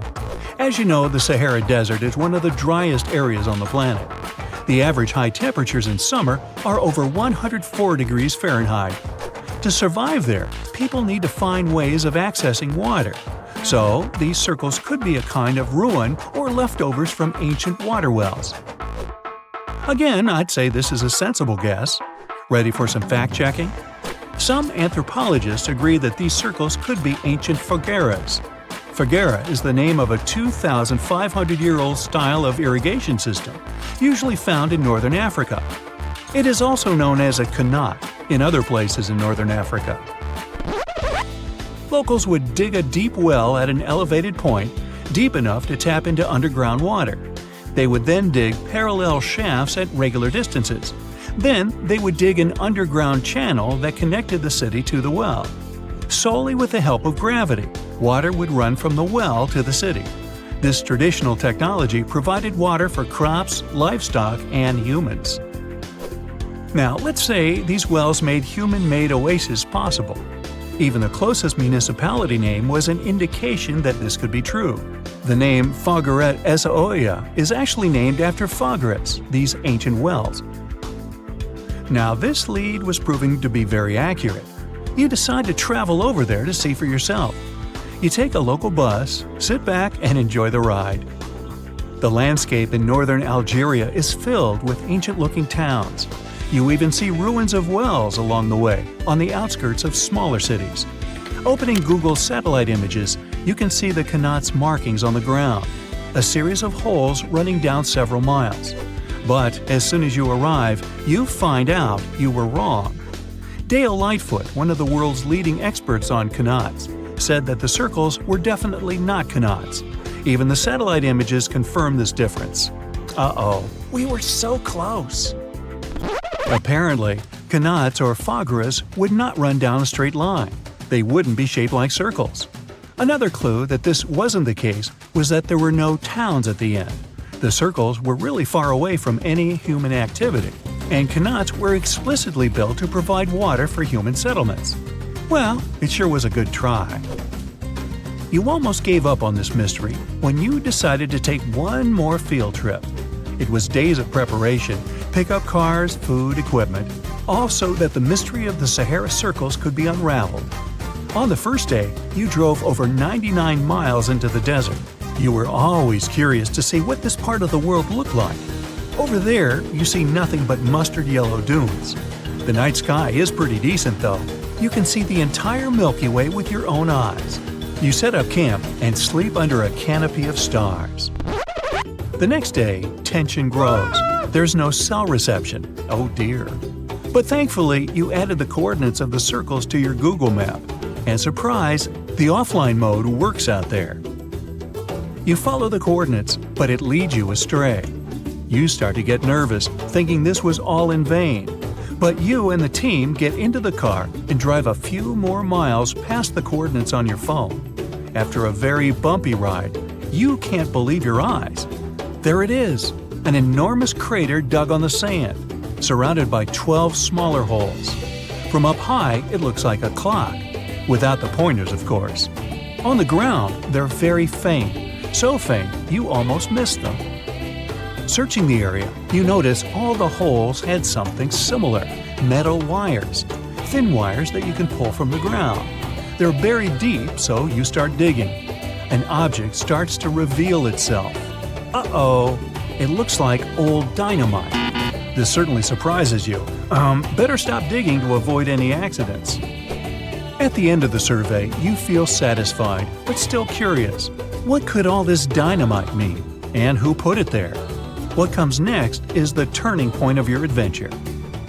Walking back to the car, you see something shining on the ground. You approach the item with curiosity. It's round and rusty and looks like a sardine can. What's that doing here? Could this give you more clues about the circle's mystery? Just in case, you pick it up and put it in the car. Back in the city, the puzzle pieces start to reveal the story behind the Sahara circles. You bring photos and the sardine can and show them to local experts. They analyze your material and give you an intriguing verdict. As it turns out, guess number 1 was the closest one to the truth. So, what happened to the first guess? Why do we need to keep digging deeper? Well, because it was only half right. The Sahara circles are not a historical footprint of seismic surveying. Back when the circles were made, this technology didn't even exist. But they sure are related to oil exploration. The dynamite-filled holes were an old method for oil searching. The circles are the leftovers of surveyors looking for resources underground. And the sardine cans? Well, they were left by the workers who held explosion works. You gotta eat, right? According to the model of the can, this happened more or less around the 1950s and 1960s. So these circles aren't even that ancient. More like modern ones, if you ask me. Well. Hope you are glad you tagged along and helped unravel this mystery. See you in the next mystery-solving adventure. Under the burning sun, among the sand dunes, somewhere in the Sahara Desert, you're walking in search of an ancient treasure. Finally, you find a strange rock in the sand. It's big, looks like a large piece of black coal or rock, but something shiny on its surface makes the rock unusual. This unique find is the oldest thing that has ever been discovered on our planet. This rock was born long before Earth appeared in outer space. The unusual meteorite was found in 2020 in a remote area of the Sahara Desert. Scientists have analyzed the isotopes of magnesium and aluminum on the stone's surface and found that its age is about 4.5 billion years. At the moment, this is the oldest sample of magma from space in history. It belongs to a small protoplanet that didn't have time to form completely. It happened a very long time ago when our solar system was forming. Many huge asteroids were floating in space. Some of them were formed into huge celestial bodies, which later became planets. The big rocky planets were absorbing the smaller ones. The rock was part of a little protoplanet that just began its formation, but another huge asteroid destroyed it. The planet shattered into billions of pieces. Some of them became part of other planets. Some flew outside the solar system, and one piece that had been wandering in space until our Earth was formed. After that, it hit the planet's atmosphere and fell into the territory now known as the Sahara Desert. The rock was discovered in 2020, but the erosion of extraterrestrial rocks shows that it could have fallen much earlier. This ancient thing weighing around 70 pounds has several pieces of different meteorites inside. In simple words, it's a volcanic rock consisting of lava. It has cooled, solidified, and crystallized. That's why you notice the glitter. Scientists hope that further study of the rock will help to learn more about our solar system foundation. The biggest asteroid discovered in the U.S. is the Willamette. Its size is 84 square feet, and its weight is more than 15 tons. This is half the weight of a bus. Several people can fit on the surface of this outer space object. But the coolest thing is that it's not a rock like most meteorites that were found. Willamette is made of nickel and iron. This massive piece of metal was discovered in 1906. Now, the huge rock is kept at the American Museum of Natural History. The largest meteorite ever found is Hoba. It's located in Namibia, and people have never changed its position because it's too heavy. The weight of Hoba is 60 tons. It's heavier than a tank. The next space-related event occurred on February 28 in southwest England. On this day, a huge flash lit up the sky. Then there was a loud crash. Several residents opened the doors of their houses and noticed a black sooty spot on the lawn. They immediately guessed what had happened and reported the discovery to the British Meteorite Observation Network. If you ever find a meteorite, report it to some geological research or space center as soon as possible. The longer a space rock lies on the ground, the faster it loses its value. Rain, dust, snow, wind, scorching sun, all these factors damage the surface of the meteorite. It makes it difficult to study the celestial object. The meteorite found in England looks like coal, but it's way softer and more fragile. It most likely used to contain frozen water. The rock is part of a huge asteroid that plowed through outer space when our solar system hadn't fully formed yet. They found a unique combination of minerals inside the rock. It can help scientists learn more about the origins of the solar system and life on Earth. Now we're heading to Germany, to the small town of Nördlingen. A huge ancient meteorite's hidden here. It's very difficult to notice it unless you know the secret of this town. You're walking along the cozy little streets and looking at the buildings with beautiful architecture. You spend the whole day there and don't find anything that reminds you of a meteorite. To solve the mystery, you need to get out of town. So you climb a high hill and see that the city is located inside a pit. For a long time, locals were sure the house was located in the crater of an extinct volcano. If you look at the houses from a certain angle, you may notice an unusual shining coming from them. In the middle of the 20th century, a group of geologists came here and immediately declared that the crater doesn't look like a volcanic one. The town was built on a huge crater left by a meteorite. The huge celestial body fell here about 15 million years ago. It was so hot that the carbon bubbles inside instantly turned into small diamonds. When people were building this city, they didn't know they were using expensive stones, since the diamonds were hardly visible.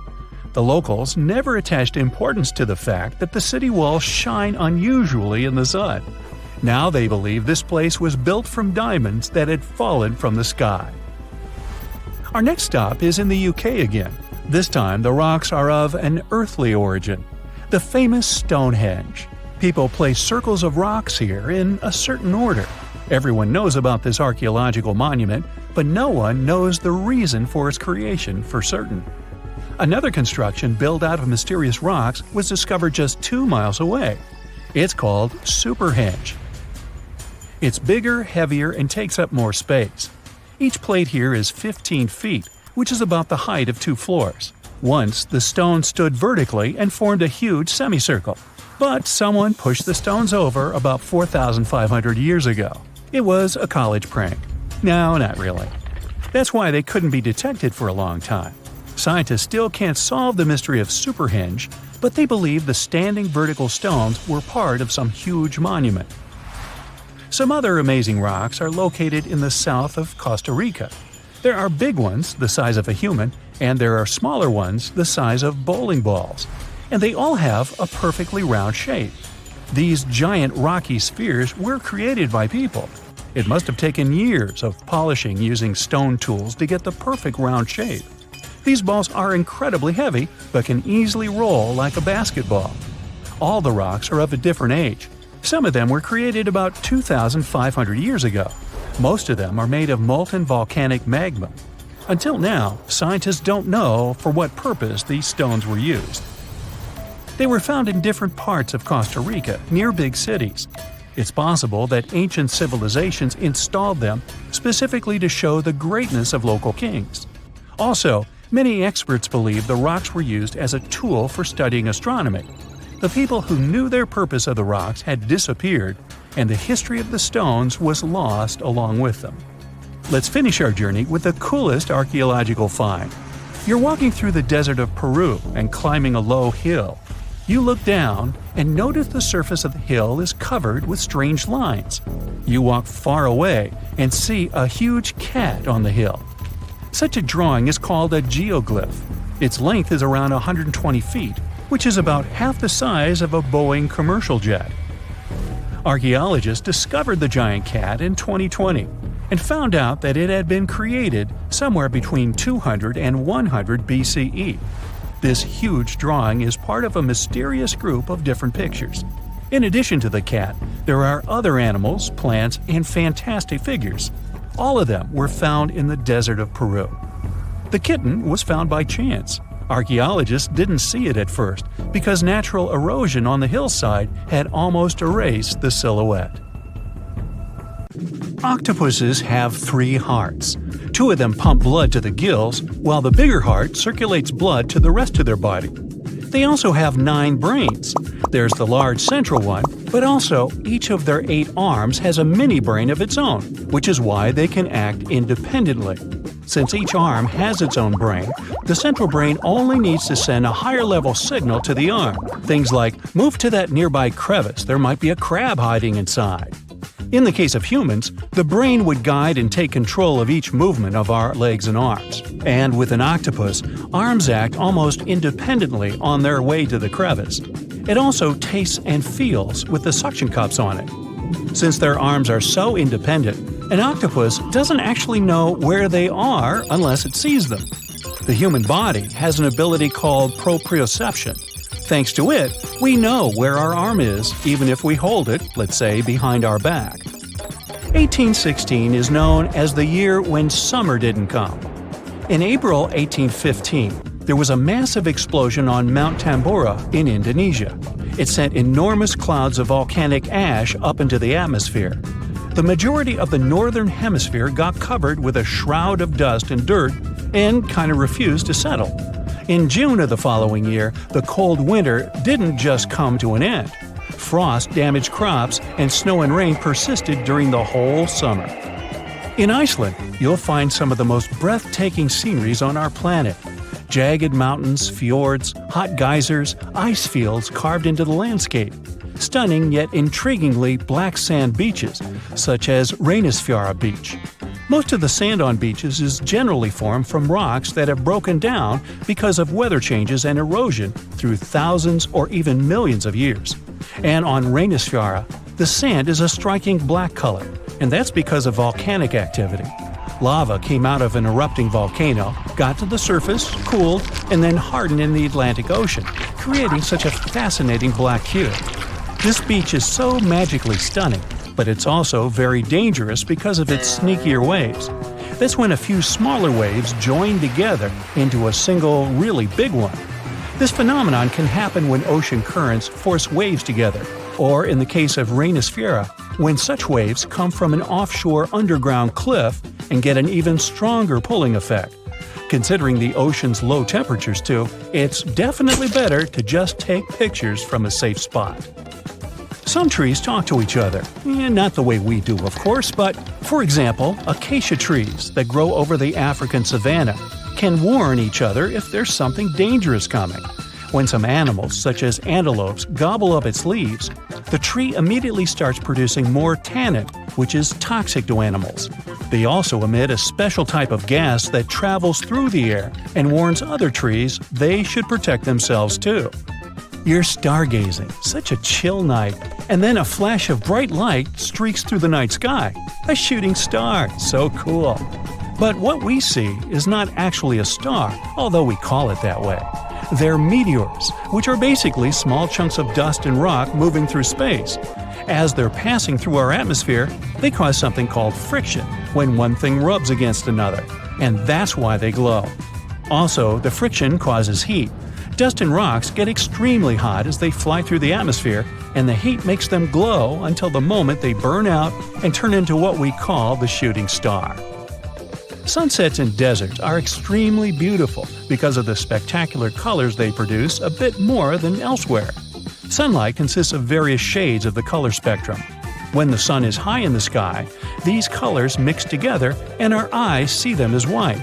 But as the sun gets lower, its rays have to go through a thicker layer of atmosphere before they get to us.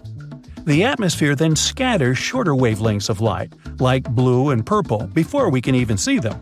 That's why the longer orange and red wavelengths stand out. In urban environments, air pollution can make sunset colors duller than everywhere. The clean air in deserts allow the vivid colors coming from the sun to shine through at twilight. Also, the moisture, water vapor, and rain-engorged clouds can mute the sunset's hues. Since there's no rain, clouds are thin and wispy, so they filter and reflect sunlight instead of blocking it. Bamboo grows really fast. It's actually the fastest-growing plant on Earth, sometimes growing about 3 feet in just one day. You can find it in dense forests, where only a little light gets to the ground, which means bamboo is under strong pressure to reach the sunlight as quickly as it can. There's an underground stem that connects bamboo shoots to their parent plant, so the shoot doesn't really need leaves of its own until it gets to its full height. Also, bamboo grows faster than other plants because it doesn't waste its time and energy on growing rings that thicken the stalk. It's just a thin, hollow stick that grows straight up. You'll notice some of the big trees have shallow root systems, sometimes even 10 inches deep in the ground. The roots generally need access to oxygen and water, and they can mostly find it in special underground pockets called soil pores. When a tree has ideal moisture and soil conditions, it can send roots deeper down under the surface and get what it needs. But most of the time, conditions are not perfect, considering bedrock, stones, and compact soil that physically prevents the roots from going down. Such obstacles also prevent the roots from getting the needed oxygen. So, when life gets tough, the tree will take an easier option. Its roots will stay close to the surface and spread out in different directions. Drought conditions are another reason trees can have shallow root systems. By staying closer to the surface, they can take most of the rainfall collection. Plants are exposed to the sunlight most of the time, but they still don't get sunburned.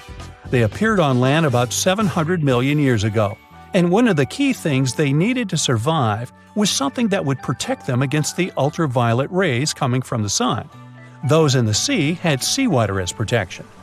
UV radiation is mostly responsible for sunburn, so land plants developed a special protein that detects it. This protein sends signals to the cells to protect the plant from the damage and effects of UV radiation. Basically, it's like they produce their own natural sunscreen, but this still doesn't mean they're 100% protected. You know that common belief that if you water plants in the midday sunshine, this can cause their sunburn? Some think droplets of water act as tiny lenses and then focus the sunlight onto the leaf surface. But they're not strong enough to actually focus sunlight from a water droplet onto the surface of a leaf. It's just that their natural sunscreen doesn't mean total protection. Too much exposure to UV radiation damages cells in the leaves and bark of the majority of plants. Earth's core is as hot as the surface of the sun. You'd think it could easily melt our entire planet, especially since the core is only 1,800 miles away from the surface. If the sun were so close, we'd be like French fries. But we're alive because the center of the sun is surrounded by a mantle of rock that's mostly solid. The crust we walk on actually floats on that mantle and protects us. If the sun was close, we'd only have empty space to protect us, and you and I wouldn't be talking. Also, to melt the entire planet, you'd need way more energy than the heat in its core. So there. Miles of land with no clouds in the sky. A little scorpion digs itself underground to escape the heat. No trees or bushes as far as the eye can see. A desert wasn't always like this. Most of them used to be covered with lush green and thick vegetation. Each desert is unique in its own way. It's defined as an area that receives less than 10 inches of rainfall per year. So, with barely any water to support life, the atmosphere is prone to extreme shifts of temperature. That's why a desert can be scorching hot during the day, but the temperatures drop significantly at night. As soon as the sun sets, all the heat disappears, since there's no atmospheric moisture to trap it inside. Jungles and rainforests stay warm at night since the humidity acts as a net trapping the heat. These drylands are a result of rain shadow. It's part of the weather cycle that creates precipitation. Damp, warm wind blowing from a certain direction hits a mountain and slowly rises up to form clouds. But as it goes higher, it begins to cool, which makes it release moisture. It's technically fog. So, as a result, the other side of the mountain can't retain any humidity. That's how it turns dry and barren. If we look at this on a regional scale, then you'd notice that deserts aren't even located near the mountains. A high-pressure system is when a flow of dry air remains near the surface. They can be found in subtropical or desert places. If the high-pressure system is consistent, then it's not easy for the opposite effect to take place, which causes typical weather patterns. Many deserts aren't even covered in sand. When walking through a desert, you're stepping on millions of years of nature doing its job. When the days are boiling hot and the nights teeth-chattering cold, the rocks tend to break down easily. The dryness and winds cause erosion and contribute to breaking down these rocks, exposing the bedrock underneath. And as time goes on, the rocks get smaller and smaller until the sand is produced. The larger chunks of sand sink to the bottom, while the smaller grain-like pieces remain on top. The wind transfers the sand in multiple directions and on other larger rocks. Over time, the sand constantly rubbing against the rocks will help it erode it until one day that rock will turn into sand. Dunes are the ocean waves of the desert. Sand dunes are unique in that they don't have a consistent shape. One day, you may see a dune sea in front of you, and the next day, it can be gone. Sand almost behaves like water. Try taking some dry sand with one hand and hold a fist. You'll notice the sand leaking out of your control as it spills. Sand is an accumulation of ground-up rocks shaped by the environment, wind, and gravity. Sand dunes can be found wherever there is a large plain of land and wind. So, beaches, deserts, and even abandoned farmlands have them. You can point out certain dunes depending on the vegetation. So, the ones on the beach have different composition and are smaller, but the ones that cover more ground have a flat or rippled surface. In such places, you can find sand sheets that stretch for miles ahead. Sandstorms form closer to the edges of the desert rather than in the middle. With no vegetation to shield and limit the storms, they can get pretty big. The wind starts off slow and then picks up pace, carrying many particles and exposing the ground below. The rest of the particles lying on the ground begin to vibrate. The stronger the wind, the more sand will be in your face. So the particles all bump into each other and carry the rest of them in the air. The sandstorm can be so huge that it blocks out the sun. In 2001, a sandstorm in China moved an estimated 6.5 million tons, covering an area of around 52 million square miles. About 80% of deserts aren't covered with sand, but rather with barren earth. With no plants and rainfall, the sun just bakes the ground as it is and holds everything in place. You can find hills and rock formations in deserts, many of them shaped by erosion. Some deserts have small mountains too, and depending on the geologic elements, the color and hardness of the rock vary. But not any sandy patch of land is a real desert. The common ones are composed mainly of sand. There are some that are classified as pebble deserts, rock deserts, and even snow and ice ones. Cold deserts are found all over the world. The Gobi Desert, the coastal desert of Peru, and northern Chile have those. There is no humidity around these places, so moisture can't be contained to make clouds. The biggest desert in the world is the whole continent of Antarctica. This giant icy wasteland has no rainfall, but dry winds similar to those in hot deserts. Ice and snow cover almost every square inch of the place that's only habitable by scientists and researchers, and a bunch of penguins. In the Sahara Desert, nomadic tribes wander around from place to place. They've been there for thousands of years and only know the desert life. It's estimated that there are only 2.5 million people living there, excluding the Nile Valley. That's one person per square mile. In the past, the Sahara had a lot more people. Evidence of stone artifacts and even art designed on rocks were found in various places, but those places are dried up uninhabitable areas. Fossils show that the Sahara was once a large network of rivers and lakes, occupied by ancient extinct marine animals. That was millions of years ago. But just around 7,000 years ago, the Sahara was more vibrant with buffaloes, giraffes, elephants, and other animals that are currently found elsewhere in Africa. The people back then used to live near large Saharan lakes and relied on fishing for food. They created settlements around them while defending themselves from animal threats. A lot of those rivers dried up, but many remain as oases. An oasis is an area that has a fresh water source and fertile soil, surrounded by dryness. People of the Sahara grew crops and planted trees for dates around the perimeter to prevent sand from contaminating the water and destroying the crops. Some of the water was brought in through irrigation of larger rivers or natural springs. There were also underground sources of water. The oasis could be as little as only a few date palms around the body of water to an entire city. They were perfect trading routes for merchants and nomads, often dealing dates, olives, figs, and other commodities. The settlers maintained the oasis for generations until now. Despite the oasis, there were still some nomads wandering around, but both settlers and nomads had domesticated livestock. Saharan people are still specialists when it comes to moving around. Many of them are trained blacksmiths or agriculturalists that follow to where they can thrive and prosper. Even though the desert climate and conditions are hostile for living beings, there are plenty of plants and animals that specialize in such conditions. The Addicks antelope is a unique creature that's currently endangered. Its coat is unmistakable, and its horns are beautifully designed. Cool desert snakes that slither sideways disguise themselves in the same color as the sand. If the desert was the ocean, then camels would be the boats. Their humps store fat to cool themselves off when it gets too hot. The two-humped camel isn't native to the Middle East or Africa, but Mongolia and northern China. They have 2 rows of eyelashes for protection and can close and open their nostrils at will. No desert is complete without scorpions. They're extremely common in the Sahara and can grow to the size of your palm. Let's not forget the animals of the frozen deserts. Penguins are common in the Antarctic, as well as the Arctic fox and polar bears. Deserts don't technically grow in size just because sand spreads further.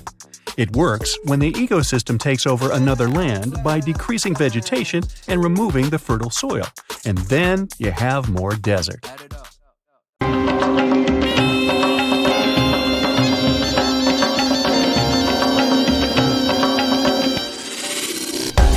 This is the Burj Khalifa. It's the tallest building in the world. It has 163 floors, and it's twice as tall as the Empire State Building, and 3 times taller than the Eiffel Tower.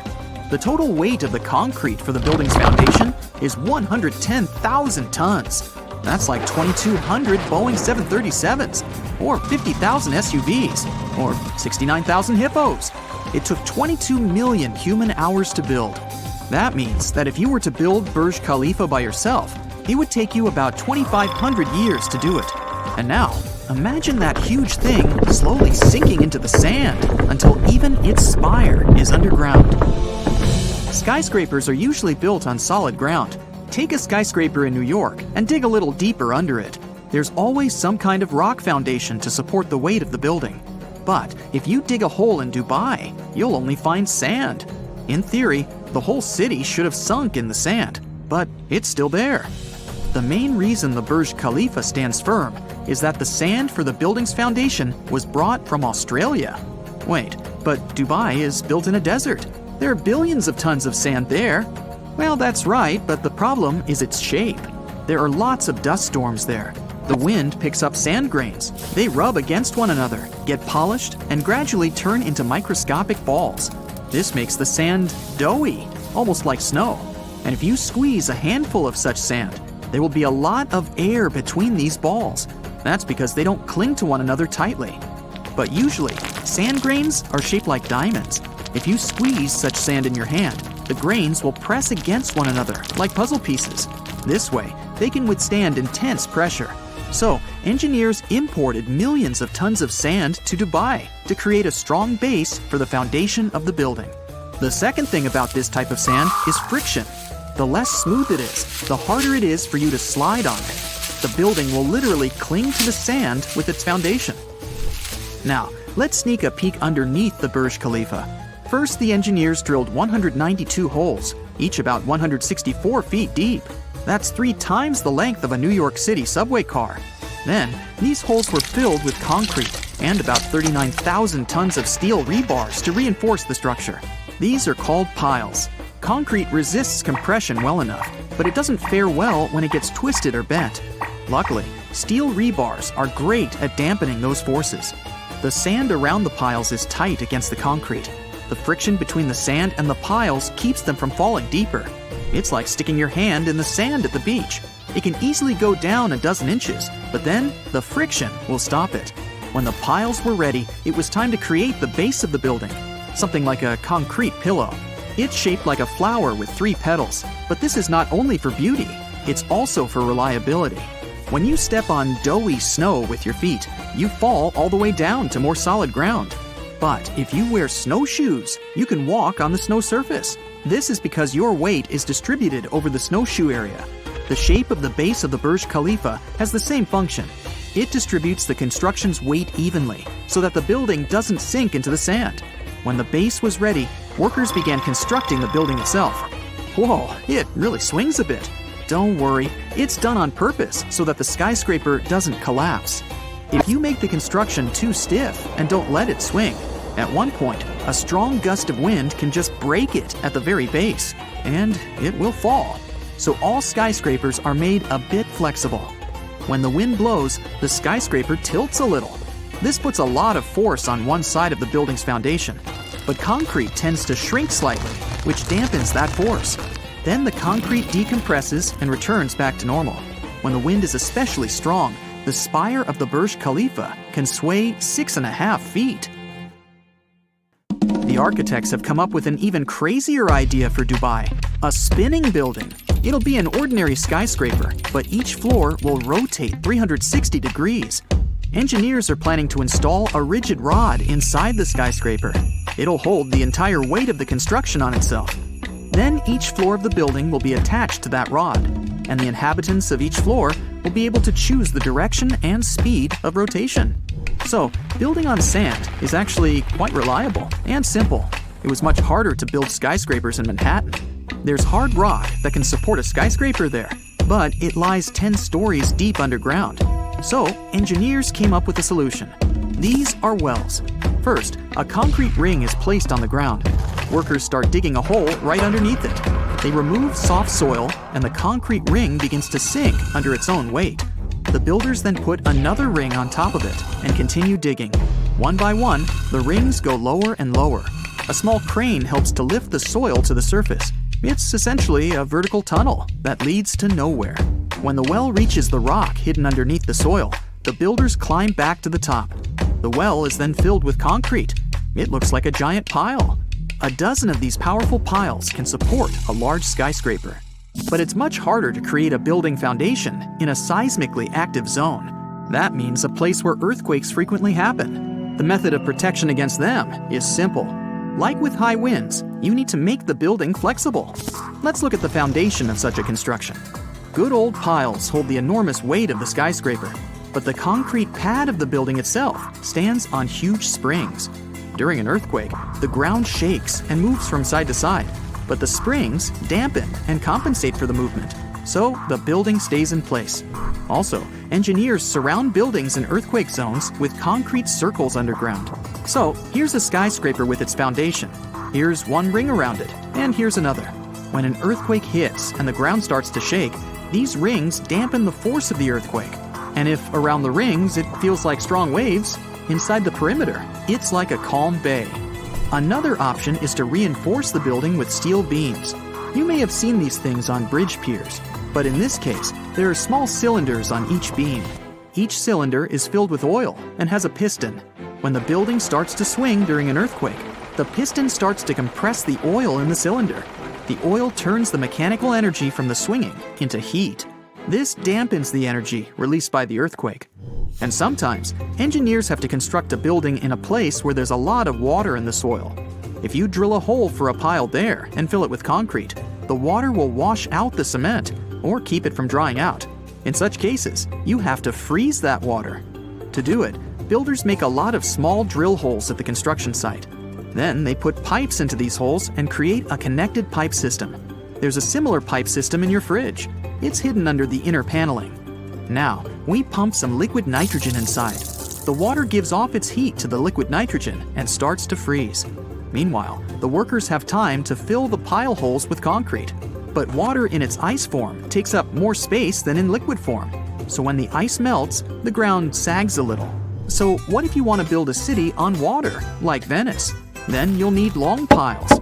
The builders of Venice used wooden ones. They had to get to the bottom of the lagoon first, and then they moved a few more dozen feet deeper through the soft clay soil until they reached the hard rock. The builders drove such piles around the perimeter of the future building, and the construction itself was built in such a way that most of its weight rested on the outer walls. If you dive underwater in Venice, you'll see hundreds of thousands of such piles. The task is more difficult if you build a bridge. In addition to a solid foundation, you have to take into account thermal expansion. The rule is simple. When something gets hot, it expands, and when it cools, it shrinks. Look at railroads. There is a gap between each rail. The clatter of the wheels you hear when on a train is born exactly on these gaps. When the sun heats the rails in the summer, they extend. This creates tension inside the metal. Then the rail can bend sideways or even upward, like a worm. But if engineers have provided such gaps, the metal will expand and fill that space. A bridge is exactly the same as a huge rail, and in hot weather, it can expand too. So engineers leave gaps there on purpose. You can see them on the surface of the bridge. They're usually covered with a sheet of metal that looks like a comb. When the bridge heats up, these combs come together. Millions of years ago, there were seas and oceans where deserts are today. What if it all comes back? Water instead of sand, where deserts used to be. Life on the planet would change completely. Sand can act like a liquid if a strong enough airflow makes it rise from below. The air reduces friction between sand particles, making more space. The particles begin to move freely, as if they're in a liquid. If a huge vent suddenly opened under the Earth's crust, blowing air from beneath, then perhaps the entire landscape would begin to sink like being in quicksand. Such monuments as the Egyptian pyramids or the Sphinx would sink under the ground. Huge cities built on sand would disappear. The Sahara Desert would resemble one bubbling cauldron. Camel caravans would simply fall down. But don't worry, the animals wouldn't get hurt. Liquid sand is filled with oxygen, so they'd be able to swim in it. But what if sand turned into water instead of just a liquid version of itself? If this happened quickly and unexpectedly, then disasters would occur on all the beaches of the world. Imagine you're sunbathing on an air mattress on a sandy beach of a seaside resort. You're wearing sunglasses, the sea waves are tickling your heels, gulls are squawking overhead, and you have iced tea in your hands. A perfect holiday. But then, you feel your mattress moving. A wave hits you. You take off your glasses and find yourself in the middle of the sea. The entire beach has turned into water. It reaches way up to the road where cars drive and houses stand. You help people who were sunbathing nearby to climb on the mattress. You swim to the new shore, head home, turn on the TV, and see this is happening all over the world. Hundreds of thousands of beaches are flooded. Water overflows city streets and houses. People are scared. Some leave their homes, while others take surfboards and ride the waves. And while part of the world is trying to cope with a global flood of sandy shores, a fifth ocean is being formed at the same time.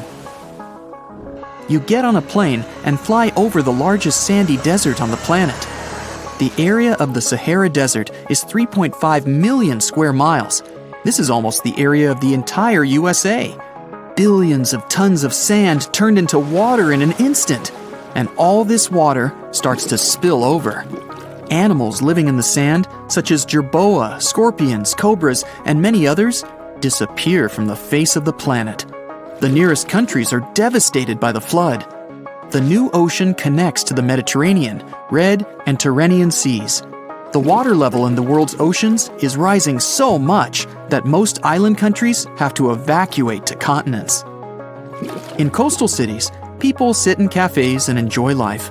Some are sunbathing, while others try to escape from the heat in the shade. Suddenly, the wind rises and a shadow appears on the ground. People look at it, puzzled, and it keeps growing. Everyone looks up and sees that a huge tsunami is approaching the shore. Desert countries have it even worse. They're flooded at once and turn into many small divided islands, and huge waves will hit the shores of port towns for a long time. The hottest places on the planet have become wet.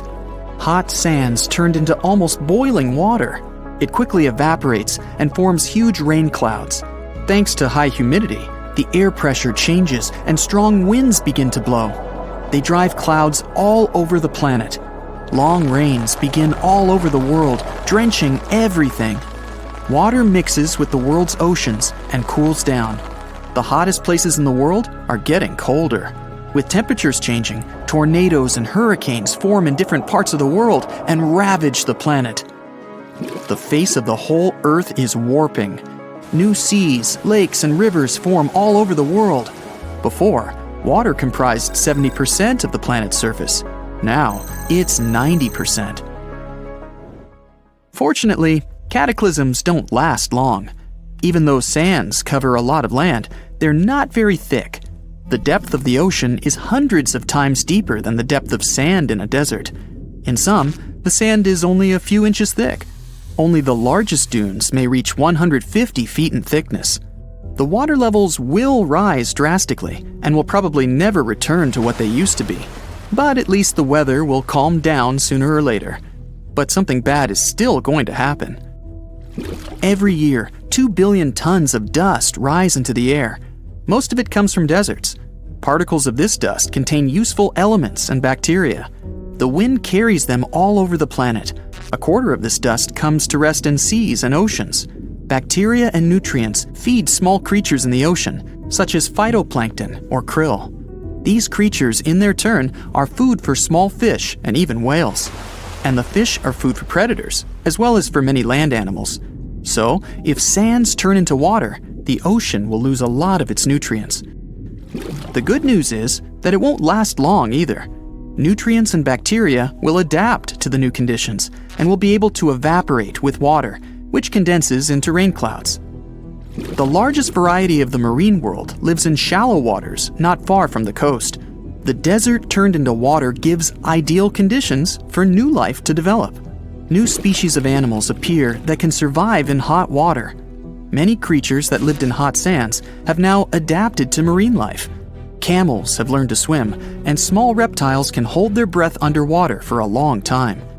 Thanks to hot weather and shallowness, a huge amount of seaweed grows on the bottom that can withstand high temperatures. The new ocean now resembles a multicolored garden of marine plants. People are also trying to adapt.